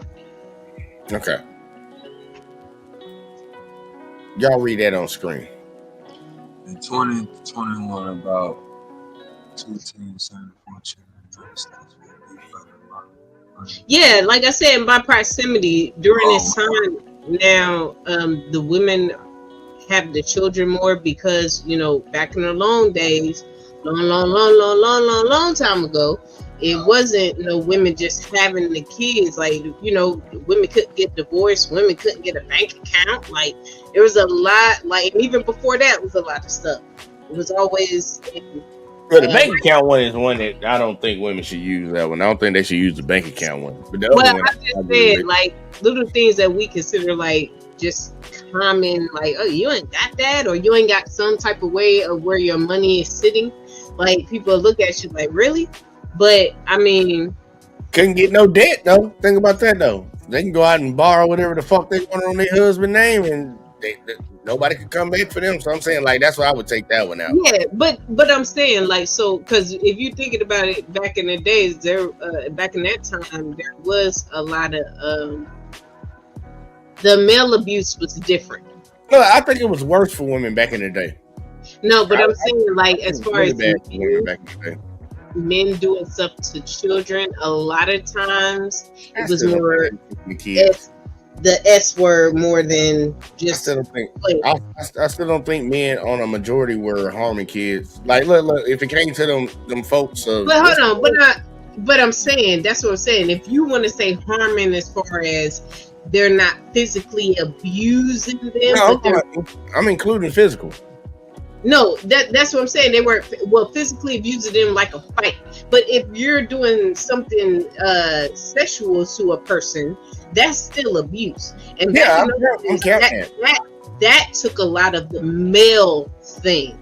No, like, I'm counting all of that. No, we still, and that's one thing in America that we got to get past. In the world as a whole, people got to stop acting like women can't rape nobody. No, I'm not saying like we operate though. I'm saying like think about how we talk about things when it comes to like a woman can't take it from a man. There have been many women that done took it from a man, took it from a boy. Like, I'm just saying. Unless you say you don't believe that. they take it from them overseas all the time. Okay, so I beg to differ. Well, go ahead, Lex. My bad. I just want to say, as far as the abuse, I think that's my point as far as now, and even to that statistic, because the women have the children more now, and so of course so you're talking about just being in proximity, like time spent around. Well, you spend more time around kids, so they will be more likely. Time and proximity. The time and proximity. Yeah, I got you. I feel you on that. And then look, that very well is a part of the equation. But Ms. Jackson, you about to say something? Go ahead, hit me with it. Well, I say I beg to differ because over the statistics, because neglect, abandonment is a form of abuse, emotionally and mentally. And as the statistics are through the statistics, men are have the higher percentage of neglecting and abandoning their children. Then also, yes, they do. I guarantee you, statistically, men neglect children more than mothers do. Statistically, and that's Jay. She cooking. That's a good one. That's not true. Factually, and I'm not through yet, Nexus. And through the sexual abuse, statistically, that comes from the men, the male, the fathers. So yes, I say men abuse their children more than women on that on a overall scale. But that's not true. No, that's not true. It is true. No, it's not. Show me where women abandon their children more than men statistically. Show me that. I'll give you this, but I really want you to answer this question before I show it to you. What are you considering abandonment? What is the definition of abandonment to you? Not being there. Is the man leaving the baby mama, or he leaving the child? If you leave your child, that's abandonment. I ain't talking about no baby mama, no female, no. I'm talking about your child, your children. Period. So you told me where the baby mama be like, if you ain't paying no money, I forbid you to see. Okay, so that ain't got nothing to do with being a parent. That has absolutely nothing to do with being a parent. You're a responsibility. But you told me where women abandon their children over men abandoning their children. You showed me that statistic. Jackson, hold up real quick. You know that there are women out here that use their children to harm the baby daddy. You do. I'm just saying, you do know that, right? No. Can't nobody keep you from your seat. It's called go to the court of law. Take our ass to court and get your rights. But my thing is, I'm just going to stick to the storyline. You show me where men, or women rather, abandon their children more than the fathers. You show me that. Look at all the abortions. You can't show me because it's a lie. So that's why I say again, men abuse their children more than women. Sexually, and you have abandonment. That's all I answered your question. All right, here you go. I got you. I'm gonna show you how that's just fucking crazy. And I'm really trying not to argue, but you're misinformed about what you're talking about. Hey, the facts is in your face. All right. Well, women abandon their children more than men. Please hurry up and show me, please. Why am I shit doing that? There you go. I gotta take that off first. All right, here we go. Just in 2024, women abandoned over 1 million kids. How does that compare to men? Where's the numbers showing the fathers? Okay, so women abandon over 1 million. How many kids does the father abandon? Look, Go down through the history and show how many I want you to think the children the father has abandoned. I want you to see this. If you look at the numbers, out of all this 1 million. Look, abortion. Look, you talking about children that ain't never been born. I'm talking about children that's born, and you have a responsibility to take care of. You cannot show me because it's not true. You see how you just gloss over that, though? You see how you just gloss over killing kids? But that's not considered abandonment. That's not abandonment just to prove because a they were point. never born. That's horrible. Why wouldn't that be considered an abandonment? That's not abuse because they're not living. You can't abuse somebody that's not alive. You become pregnant. You're fertile. You're stopping it from being alive. Okay, I answered your question, Jay. You can't compromise because that's not considered abandonment. I'm just saying you're not considering abortion abandonment. Let's move forward. So abortion is not abandonment, according to you, right? Yeah, let's move forward. Yeah. Let's move forward. We gotta be real because he hit on the point that baby is alive. Do you know what abandonment is? Do you know what abandonment is? Do you know what neglect is? Abandon me, I don't give a damn. Abandon me, give me a chance. I'm trying to abandon me if you can guarantee me like if you guarantee me like abandonment is a chance, but when you go to the abortion clinic, it's a wrap. Which one is worse? Okay, let me break it down to you all. Abandonment and neglect is to have no interaction socially, emotionally, financially with. We're going to use a child for an example. With your child or with your seed, you have zero presence in their life. You know that. Y'all ain't no little children. You know how many successful people? Do you know how many success stories?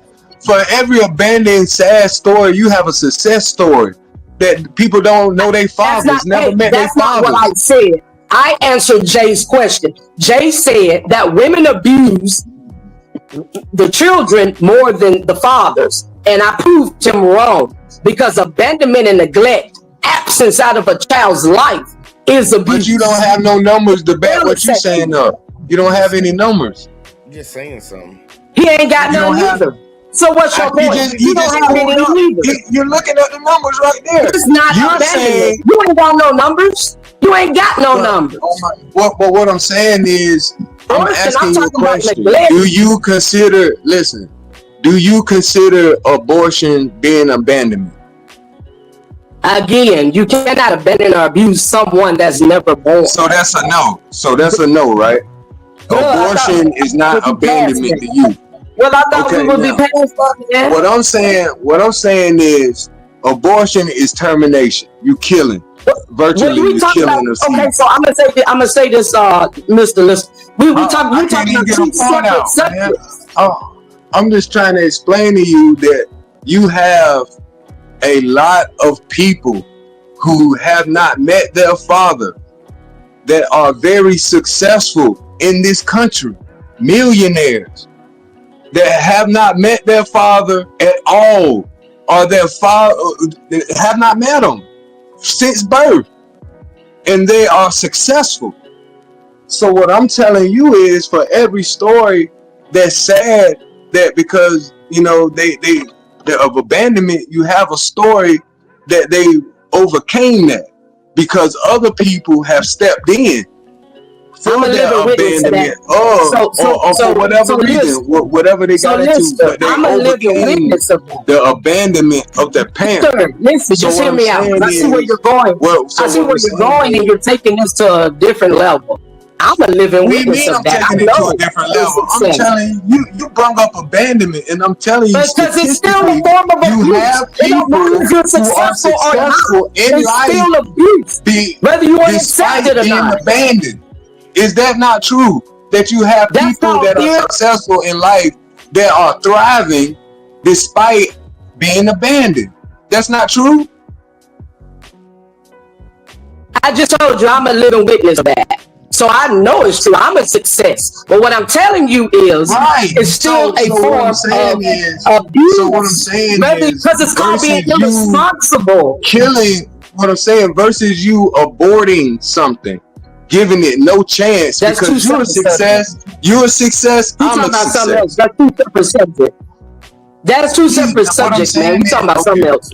I'm talking about children that you have, that you're responsible for. Why y'all want to justify it, dude? You ain't got but you brung up abandonment. You talking about something else, though. You brung up abandonment, right? Let me say this real quick, because sometimes that's right. And it's that I'm right, and you wrong.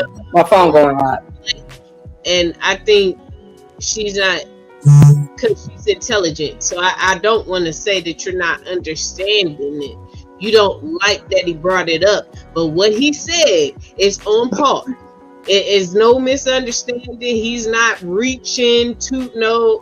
This is on par. Let him have it. Just debate it and give good reasoning why whatever he's saying is lesser than how you feel. But I don't know how we lessen a life being taken. So I challenge you to do that. See, what I like to do, Alexis, when I'm talking to people, I like to use what they use as a point, and I like to elaborate that more. I like to unpack it to prove what I want to say. So when it gets back to it, when you're really arguing with yourself, essentially. Nah, I think, but that's why I told her. That's why I want her to argue. You know what I'm saying? That's what I said. I never come off with something that you didn't say. I'm using what you brought to the table. We won't even talking about abandonment. Let's start there. Right. You brought up abandonment. So what I would like to do, okay, let's expound on what we constitute as abandonment. My boy brought up the statistics to back what you talking about with the abandonment man versus woman, and boom, you brought up the statistics. Now you want to say abortion doesn't constitute as abandonment. Then what does? At the worst state of abandonment, what's the worst? But even then, not to even go that deep, I just, because like I said, that's why I was like, I feel like she just don't like what you're saying. But your point is still on par with the conversation. Don't try to be like, oh, we're having two. No, we're having the same conversation. Argue the point. Like I said, the stats are right there. The numbers. Once I saw the numbers over 1 million, I said, "Oh hell no, bro." Look, look. The conversation shouldn't even have drifted over to this. But look, I know Miss Jackson. Me and her argue from time to time about shit, and I'm not gonna knock her. She passionate about what she believes in. But I'm gonna tell y'all, intelligent. She surely is. Yeah. I'll just tell y'all on this topic, she wrong. Look, abandonment comes in many forms, and even outside of, because that's the narrative that's been pushed. It's been pushed for the longest that these men just leave their kids. Everybody knows a woman, whether she black or whether she white, Asian, or whatever the fuck, that use that kid and keep the father away. And those are some of the majority of situations that they call abandonment. I'm somebody that sits on my channel and advocates. If you gotta fight a woman to be in your kid's life, I'll holler at my kid when they turn 18. I advocate for that. I tell men to do that because you shouldn't have to fight any good woman. Ain't no good woman gonna keep her kids away from their father. Mm-hmm. So I'm like, and you're speaking from the point, just for anybody else that's listening, because we got something. Well, what if he's abusive? Obviously, he's speaking from the point. For him to say, if you're a good woman, we're going to say that you're more than likely a good man. So that good woman shouldn't be keeping that good man, regardless how y'all fell out from his kids. Yeah, shouldn't even look. Even this is the craziest thing, man. People don't want to admit a lot of these girls laying up with bad dudes. Be real. A lot of bad dudes getting pussy and having babies. They getting pussy and having babies, and a lot of these women are laying up with these dudes. And they don't want to accept the fact that they made a bad decision in the person they chose to procreate with. So then they just demonize the father. They demonize a dude that already wasn't good. And meanwhile, the kids suffer. Cause the kid is so beautiful, ain't done nothing wrong, innocent, just life. You know what I'm saying? And look at this lady right here. get caught in the crossfire, man. The lady in the video today, she was raising her sister's kids, and she said she was out there selling ass.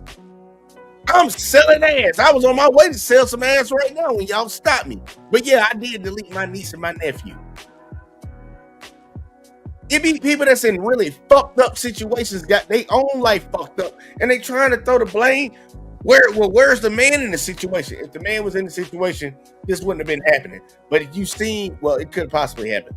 But if you see these type of women that are out here doing this shit, I ain't trying to make this a man-woman conversation, but like, man, look, a lot of these women don't like fucking women.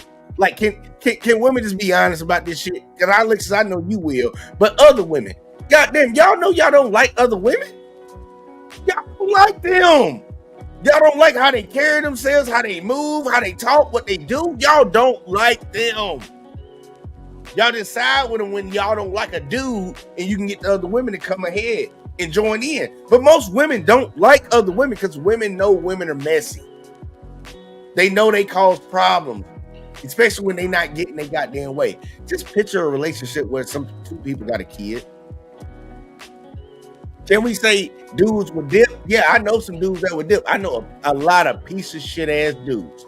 But guess what? I know more vindictive ass, I didn't get my way ass women. I know them. I see them every day. If they don't get their motherfucking way, motherfucker, the earth gonna burn. Picture them being in a relationship and having a kid. That's why I tell dudes, man, holla at your kid when they turn 18, bro. Like, look, I'll let them. And you can explain it then. Because guess what? They're going to live a lot longer than that. But any woman that would, I think Miss Jackson really just wanted to take away from the fact that there are a lot of women that keep, and I say majority of women keep the father away from their kid. Because that's the only leverage that a lot of these chicks got. That bitch out there selling ass, she broke. She broke as hell. She's selling ass. Most women are not out here dominating. We can look at the income of men and women, and it's low for all of us. But goddamn, most men are known to be the ones to go out there and make that money. Most women don't have no leverage over no guy. So what can they use? What the fuck came out of your nuts? And they do. Women ain't dumb when it comes to leveraging to win a fight. Like, women won't straight up fight a man, straight up. But they'll go talk about him behind closed doors and get the other people to goddamn get on board. Mm-hmm.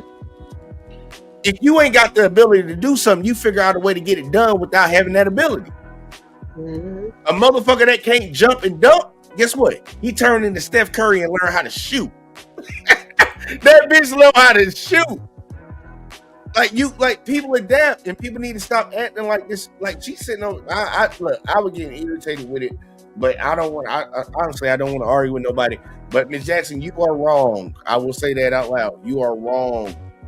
Men do not abandon their kids more than women do, because you got to include just the straight up abandonment. How many kids sitting in? Because remember, they give custody to women, and I know I have some women come around and say that men don't fight for their kids. Why the fuck should they have to fight for the kids? Is always my response. But women are awarded custody right off bat. It came out of your pussy. I know that's your kid. The question is about him. But women get the kids. If women don't want the kids, think about it. They can abort the kid. They can give the kid up for adoption. They can put the kid in motherfucking goddamn fucking foster care. Unalive it. And you want to know a damn thing? Look, I'm going to be 100%. It takes a lot of maturity. And a lot of times we're all just on autopilot or cruise control, especially if you don't have enough strength to get out of the mold some way, somehow. But they learn it from their mother, and then their mother's mother. And it goes all the way back like that. And so it's hard. That's actually like breaking generational curses to say, you know what, I'm not going to be like that. Yeah, I'm not going to be like that. I don't give a damn. Like, I'm not. My children's father, me and him, I don't like him too much. I'm just keeping it money. But when it comes to seeing them kids, though, just give me date time and just give me date time. Transaction. And look, dating time. Me and you done talked about it many times. Alexis does not put a roadblock up in between her kids and their father. Sure don't. But go ask. And shit, I said ask. Somebody said that the other day. You probably say ask, don't you? Oh, matter of fact, Mo said that the other night when I was doing the sports show. I was like, yeah, I do say that shit. And I say, fuck you mean. But like a lot, everybody knows a mother that's out here that has kids, and she is that roadblock for her kids. And make it hard for females like me. Make it so hard for females like me. I mean, put a narrative on you. It puts it'll make motherfucker automatically think that you that way. Yes. Look, and not to get into detail, but I'm telling you, even my children's father, he wants me to be like that because that'll give him the excuse to be able to be the motherfucker that. Oh, let me see him. So what the fuck I'm supposed to be paying for? It's like, but nah, I ain't gonna give you that reason. What you ain't gonna say is that Alexis keep you from these kids. Nope. Come and get them. Look, come and get them. Date time. Oh, your mama gonna come. Date time. Miss Jackson need to actually take that into account. And the fucked up shit is, me and her actually, when we first met, we met in an area where a lot of women were doing that. Honestly, the majority, every woman that I think she knew that I knew was doing that to the father of their kids. Even though most of these girls laid up with fuckboys.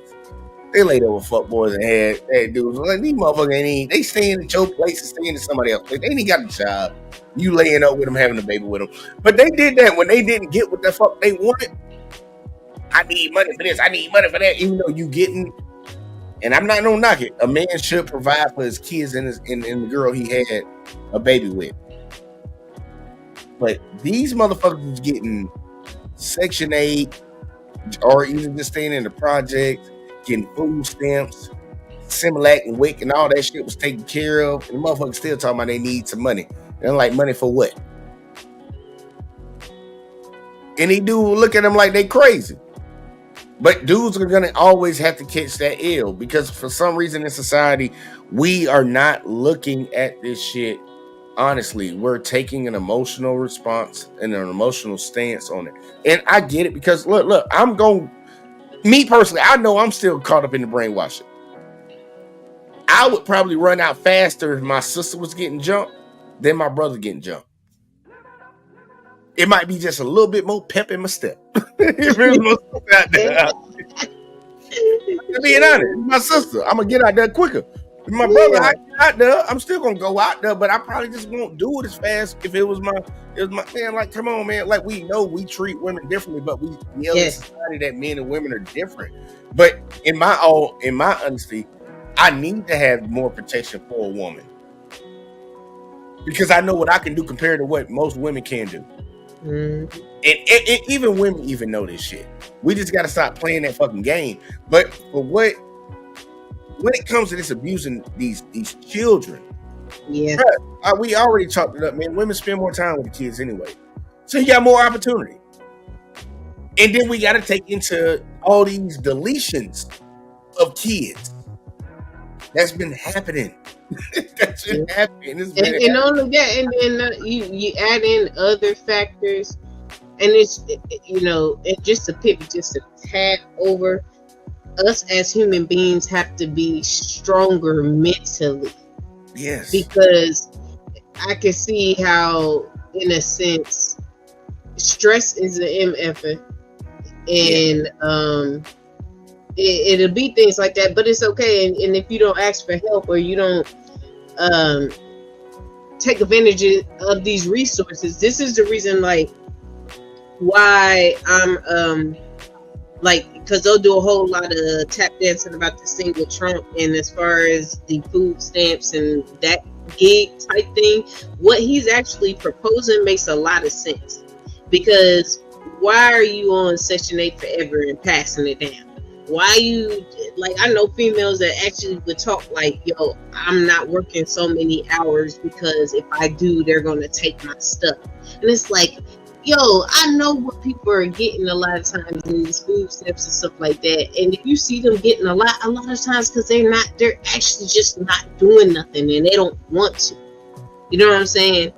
But then there are like I said, so I understand that part of trying to like make sure that these services are being used at like when they're really needed.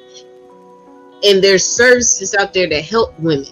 So if we have these services that are getting used up by people that shouldn't really need them, then it leaves a whole lot of people that do need them without it. And sometimes some of the problems, because she has the kids all day, may be a result of certain things that she don't have access to. Because it'd be the moms that be like right there, like they're in the middle, like they don't make enough to where they don't need these services, but then at the same time they make too much to where these services ain't trying to give them too much of anything. Yeah, don't make them $12. Yeah, and so it puts stress on them, and they're trying to get another job, and then they gotta hopefully have babysitters because you working 2 jobs, somebody gotta watch the kids, and even then, listen, you know I done said this many a time. Pressure is built for shoulders, not hips. Yeah, respect. Not saying it all the time, like.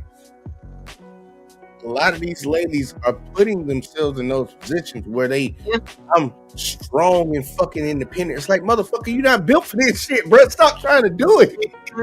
Just stop.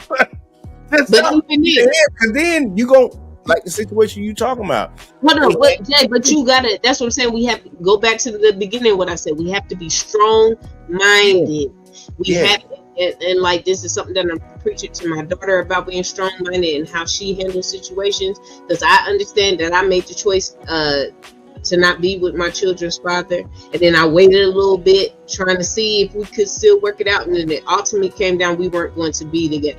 So I was strong-minded to say I'm about to get on my job. I'm not going to take it out on my kids. I'm not gonna, make up excuses. I'm gonna pull myself up by the bootstraps. I made a choice.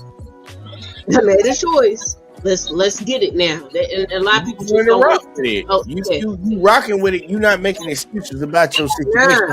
Yeah. But that's hard. That's hard. So I don't want. And let me be a woman, be empathetic. That's hard, and I know that it's hard, but we gotta do it. We gotta do it, y'all. Don't nobody want to hear that shit. Get your ass up. Get your ass up. Like my granddaddy used to say all the time, hey boy, you make your bed, you better get ready to lie in it. And everybody needs to be on that type of time. Like, no matter, we all make our own decisions in our life. Every decision that we make, we need to be ready to accept whatever comes from it. You make that motherfucking bed, bitch, you better lie in it. And it's like a lot of people don't want to lie in that shit, man. They want to make excuses about the situation that they're in. I'm like, motherfucker, it's like, yeah, all I did was just fucking key his car. Yeah, and now you in jail. It's like that don't come with it, motherfucker. It ain't no goddamn special path around here for that shit. But we got Miss Jackson back. Was you watching what I said while you was gone? No, my phone has shut down, so I probably got too hot. Yeah, that's perfect. I'm glad. Okay, but not only that, I don't have a lot of time for my battery thing. I just leave it. I guess I can. Hold on, you going in now. Hold on. Let me see if I can fix your audio on my side. Say that again. Go ahead, try it again. Yeah, can you hear me? It's a little better. You was going out just a little bit. Go ahead. Yeah, my phone finna die out. It got too hot. It shut down on me. So it's finna die out. I just want to my phone pops reiterate on my comments. So I was addressing that abandonment and neglect is a form of abuse. We were talking about abuse of children. That is abuse. You have different kind of abuses. We know physical, emotional, sexual. Abandonment is abuse as well. And okay, and so, and I know it wasn't all about, mothers and fathers or whatever we cover in the content, but on an overall scale, when it comes to the men or fathers, as far as neglect goes and abandonment, their percentage is higher than the women. Even this young lady that we just did the content on, who starved her children to death, who beat her children to death, she never left them. It wasn't her kids. But it was abuse. We know that. That wasn't her kids. Whoever children it was, she did not leave them. Okay, and even the natural mother, they had to take the children from her because she didn't leave her kids. So my point is, and when it comes to, the baby mama not letting, me see my children and all this and all that, can't nobody stop me from seeing my children. If you get involved with hood rats, what do you expect? You're going to get hood rat shit. So that means you have to be responsible and accountable to do what you got to do. Take her to court. Hey, Jackson, push back. Just push back. I agree with you. If a dude lay up with a fuck ass shit, he got to take everything that come with it. But that also applies to when a woman lays up with a fuck boy. Right. So all I'm simply saying is, can't nobody, no demon in hell, keep you away from your own, your blood, your seed. That's my whole point. And you do what it takes. Not to overtalk you, Jay, but I'm just getting my point across. So, you can understand me. I'm not being misunderstood. It's not that I'm misunderstanding you. It's like what about the panel? I'm just saying about the panel itself. Yeah, all right. So if I can continue, I'm gonna let you keep going. But I just got to push back on that one point. There is a way that women can keep their children away. Take her to court. If you allow me to continue, it's called do what you got to do. If you be productive and don't be irresponsible, take care of yourself and your responsibilities, and take her ass to court. Go to the law. Do whatever's necessary. If you're productive and responsible in life, then you do what you got to do to take care of yourself and your children. No one can stop that. Okay, point blank, period. And so I'm just giving my final thoughts because, again, my phone is finna die out here in a minute. But again, I just want to see some numbers. I never saw any numbers. I know it was like an overall discussion, but, I was just focused in on one thing, and mine was abandonment and abuse. It was not abortion. It was not anything else. It was abuse. Abandonment is a form of abuse to children. We talking about children. I ain't talking about no relationships, baby mama drama. I'm talking about children. That's a form of abuse. So with that, I'm Scoop for Justice. I was glad to join the platform tonight, as usual. And until next time, you all be easy. All right, girl. Appreciate you coming through. Good night. All right. I don't know what the fuck she was talking about. No, she was talking about.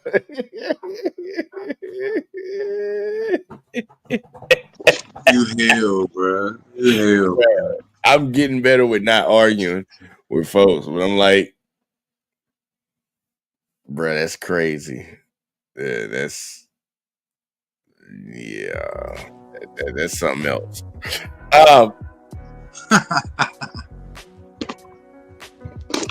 I'm really trying to like. Can one of y'all just say something here? I'm trying my best not to say that.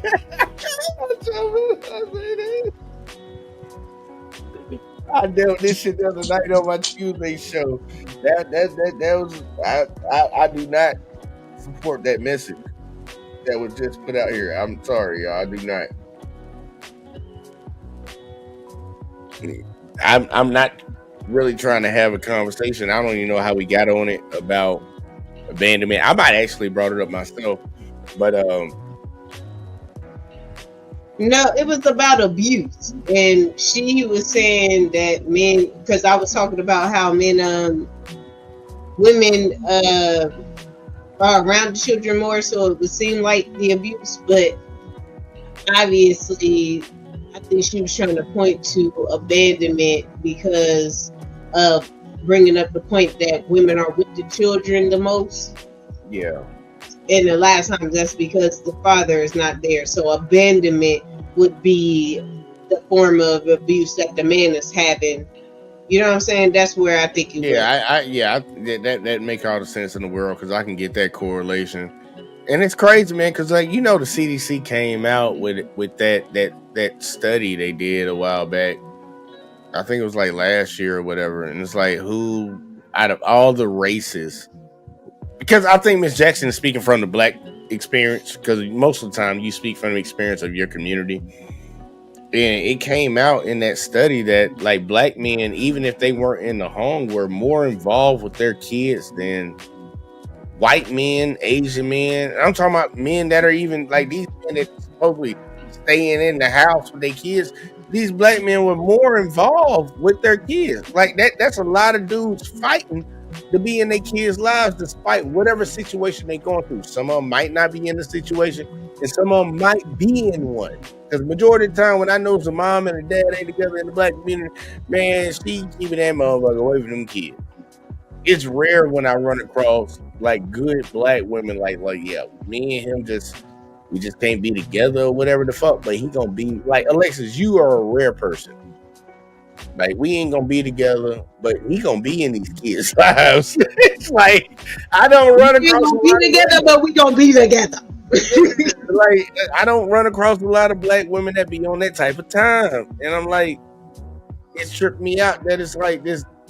We can't continue to keep that. And look, we talked about earlier when it comes to all this shit, when all the cop shit, changing the narrative and actually acknowledging what the truth actually is.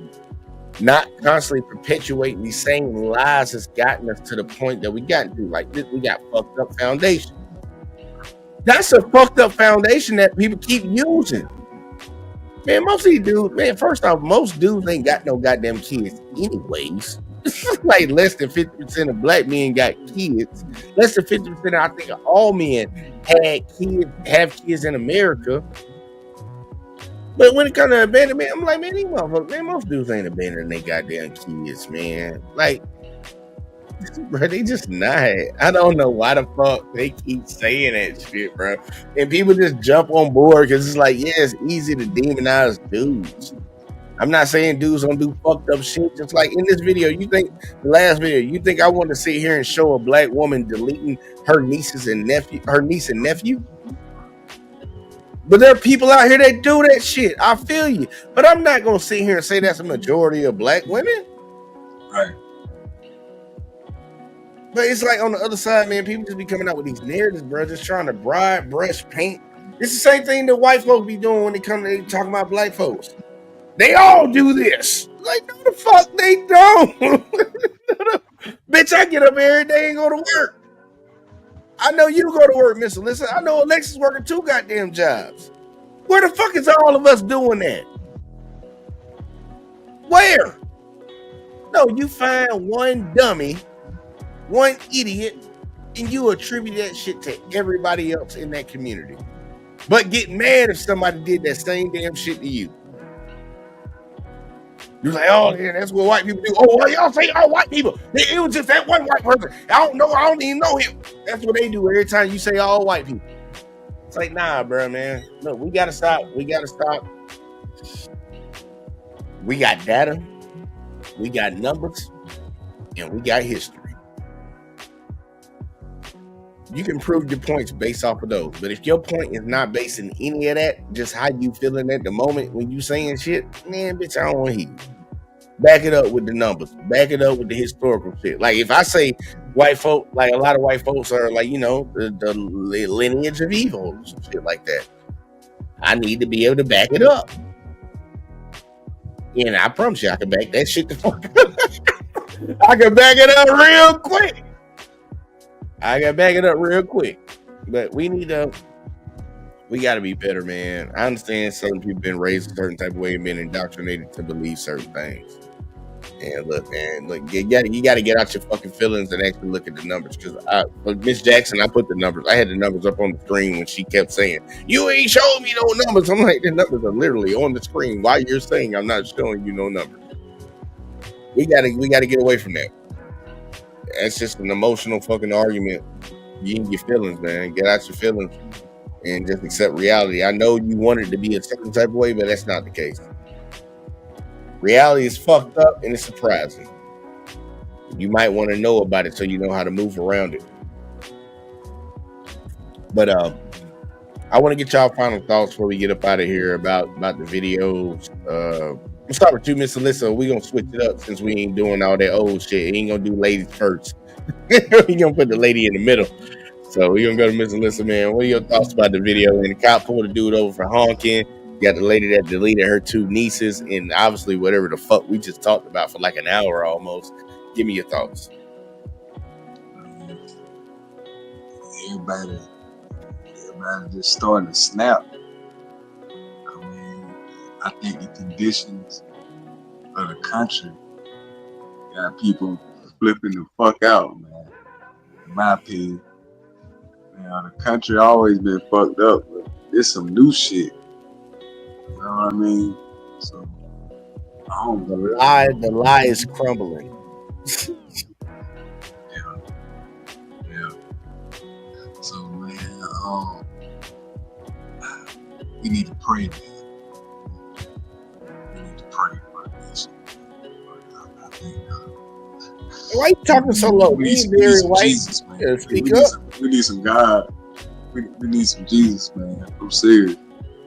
I think the only way that we can get back on the right track as a nation, man, is discipline. So whatever spiritual disciplines, something, man. The Holy Spirit. You know what I mean? But that's why I say, because that story is horrible, man. Like, you know what I mean? Like, the stories that I'm hearing, this shit is, I'm going on the internet and I'm not believing it. Like, the shit is real. Like, it's happening in real time, man. Oh, man. What they call it? We on that demon time, bro. So demon time, yeah. Since you on that demon time, we need the Lord. We need the Lord's help. We done fell so backwards. Fell far from grace. Yeah, man. So that's all I got, brother. Pray for the nation. And tell them where to find you at, though. Mr. Lister. Just type it in, man. You'll find me. He said, man, y'all type that shit in. Y'all heard him. You find him. Type it in. Make sure y'all do that, man. Let's support everybody that comes through here, man. Even if it's School for Justice, even though I disagree with her tonight, man, make sure y'all go support her. Cause we getting her on the path. We got Miss Alexis from Texas. I know I can't keep her up all night either. I know I went way too long, y'all, man. But I want to get your final thoughts on the initial stop for honking to the lady that did that, and then if you want to give any more extra on the last shit we was talking about, which is crazy, go ahead and hit me with it, girl. Well, that first video I saw pieces of it, but I got the gist of it. That ain't some crack ass shit. Let me get it my southern Negro ass of crack ass cracking shit. The fuck? Your feelings hurt? Who picked on you? Were you picked on by a black boy? Let me stop. But that was just ridiculous, and he knew it was, and everybody else. You know, sometimes there's some things where we be like, yo, you ain't doing, like, there are some questionable ones, but that one was like, yo, you tripping. Like, straight up, there ain't no other way to go around. And then, of course, the second one, man, like I said, I had saw that one before, and it's just, if anything, like, let me know, I'm actively breaking that curse as far as with the women in my family, as far as that abusive shit. And it just further lets me know that I have work to do. And I'm fighting other demons right now because I have put in that work, so they can't get me on that. You know what I'm saying? They can't get me on that. So now I got these other problems that I got to deal with, but they're gonna get dealt with, and it's all in my resilience and in my mind saying, no, I'm not gonna be like that. No, I'm not gonna do this. It could be easier, possibly, and I don't know how it's easy just effing up your kids, but you know what I'm saying? I don't know how it's easy, but I mean, I just know that I need to take care of them, and I honestly, truly love my children. Like, I honestly do. So I don't understand how, even as a parent, how you just snap off like that, or we come from a community where we can't be honest with our parents and have real conversations. And one thing I'm a proponent for is learning how to speak to your children, because we don't have to grownify conversations to be able for our children to be able to understand. We can break things down on a children level to where they get to just and understand what's right and what's wrong. Because if your kids are going out in the world and you don't want nobody else teaching them these certain things, we should be the ones hopping on it. And that takes a lot of resilience and uncomfortable conversations. But when I think about the long haul, like, that's what we got to think about. But a lot of us are only living in right now, as far as what is going on right now. And when you're living like that, you don't really have the time to think about where you came from, because first of all, you're trying to ignore it, you're trying to get over it, you're trying to prove that you're not like your mama and you're not like your daddy. You're trying to prove it, but while you're trying to prove it, you're still blinding yourself to the fact that, hey, stuff is still happening. So I really just You talking about that foundation that we all need to get. We got to get that foundation. You can't help nobody until you can help yourself.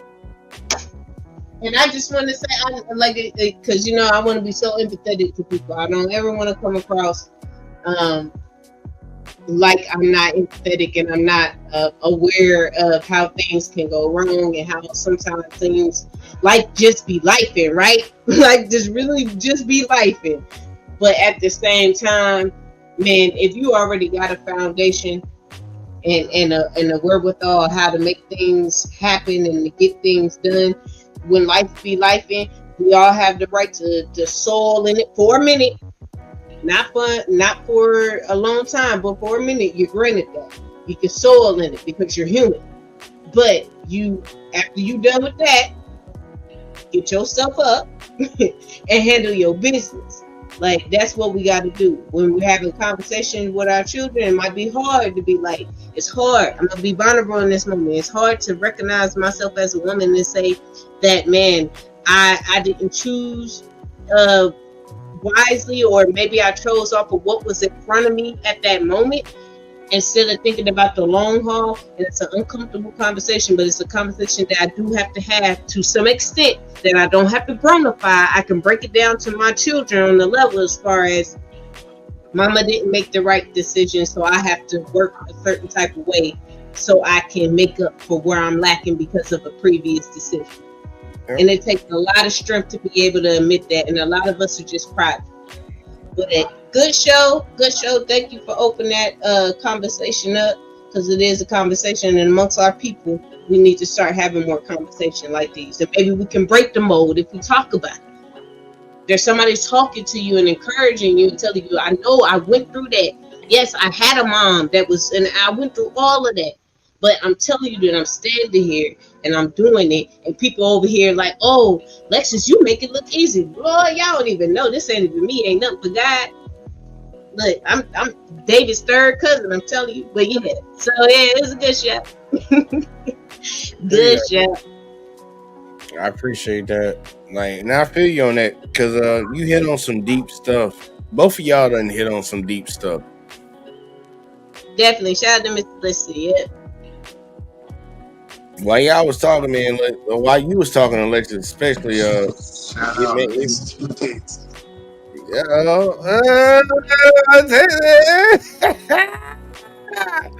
Shit. Look, you gotta sway when you say it like that. You gotta sway. You gotta swing it a little bit. You gotta go left a little right. All right. You said something that made me really come to a realization. I gotta write it down in like my quote book. So don't nobody steal this quote I'm about to say to you. Because you talked about a lot of people out here struggling. They struggling and they trying to get it. I'll tell everybody and anybody. It's my new quote now, because I just thought of it. And look, you can't when it comes to life, this life that you live in, bro, you can't be a loser unless you quit. As long as you sitting here, you got time to change that shit.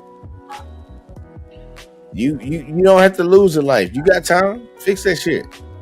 Because if we all look at our own personal lives, man, look, I'm in a way better position now than what I was a year ago. But I could be in a worse position next week. The only difference is, am I gonna quit and give the fuck up? We got a lot of people that done quit, bro. They done gave up.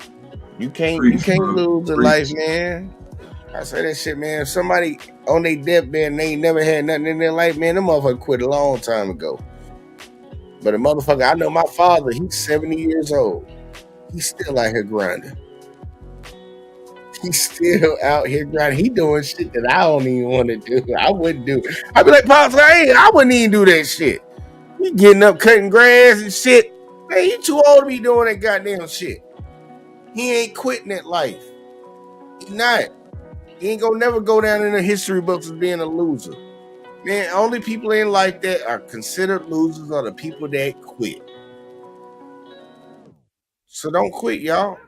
Like, don't quit, man. You gonna go through your ups and downs. Alexis done had her ups and downs. Miss Alyssa, you done had your ups and downs. I had my ups and downs. Look, shit, man, somebody broke into my house the other day. I ain't even got a TV on my wall right now. And stole my shit, all out my shit. I ain't finna quit. Why the fuck would I quit? For what? First off, ain't nobody gonna get no fuck. Ain't nobody gonna give a fuck at all.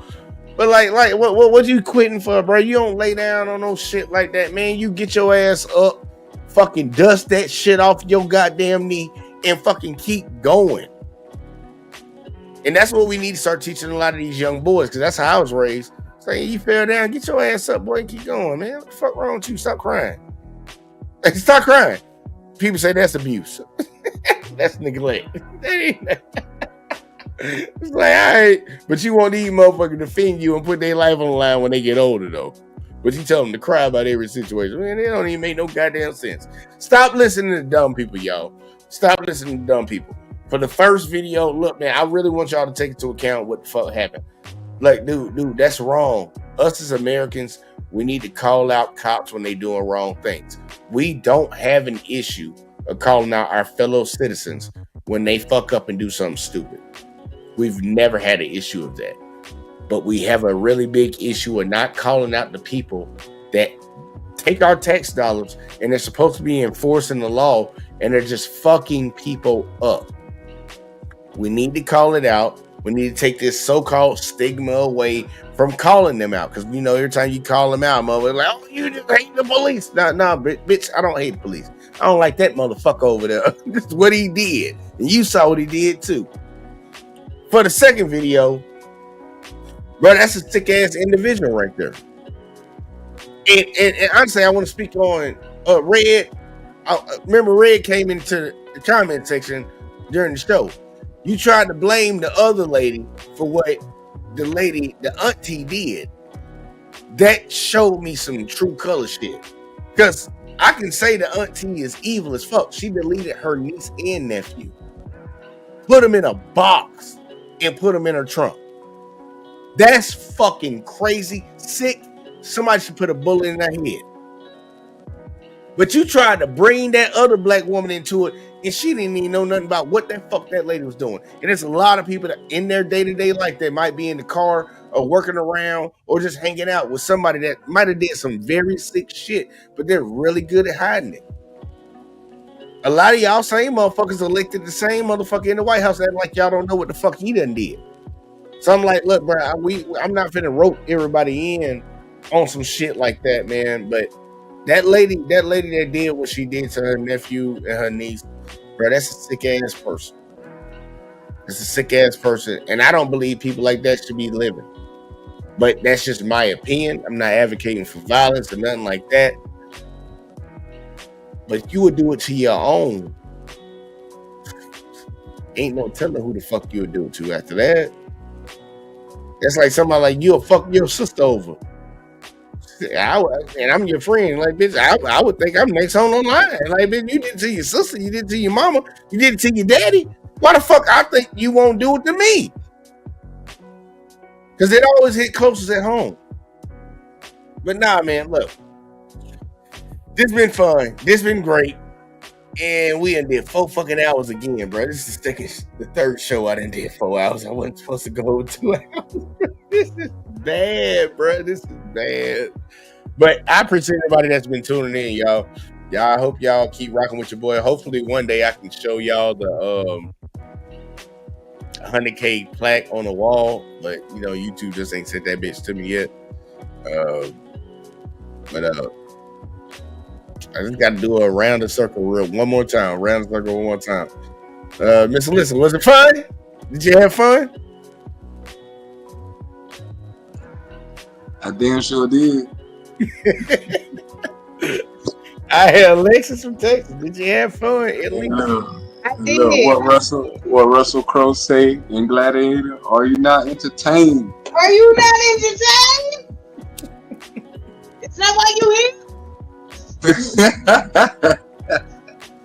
I hope everybody was entertained tonight, man. And I hope people took some of the like actual real lessons, because Alexis dropped dimes, Miss Alyssa dropped dimes, like some actual sit and think on that type of shit type dimes.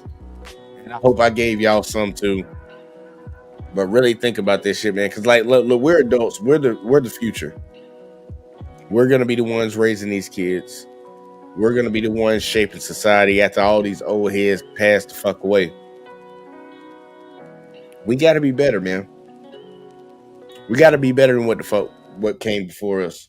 Because right now, shit fucked up. Shit is real fucked up. But we'll see what we do. And we will be right back in this motherfucker tomorrow, y'all. We're gonna be right back here tomorrow, and we'll be here again Saturday. I appreciate everybody that's fucking with your boy, man. I hope y'all hit that like, hit that subscribe. If you have not, for all the new people that came over on Let's Talk, please hit the link in the description and go over to the JVJ Network and subscribe, man, because this is where we do a lot of shit. This is where I bring a lot of people in, a lot of different content creators, and we do all these shows, man. But I really do appreciate everybody that tuned in, man. Everybody that's fucking with your boy. Because in spite of all the bullshit, y'all motherfuckers still be here. And sometimes I be wondering, why the fuck y'all here? It's like, why y'all listening to my ass? But I appreciate it, bro. I appreciate it, man. Like-minded people fuck with each other. But man, we gonna get the fuck out of here and catch y'all in the next one as always, man. Peace. Don't tell me about me. Stop telling me about me. Stop telling me about me. Stop telling me about me. Stop telling me about me. I don't need you to tell me about me.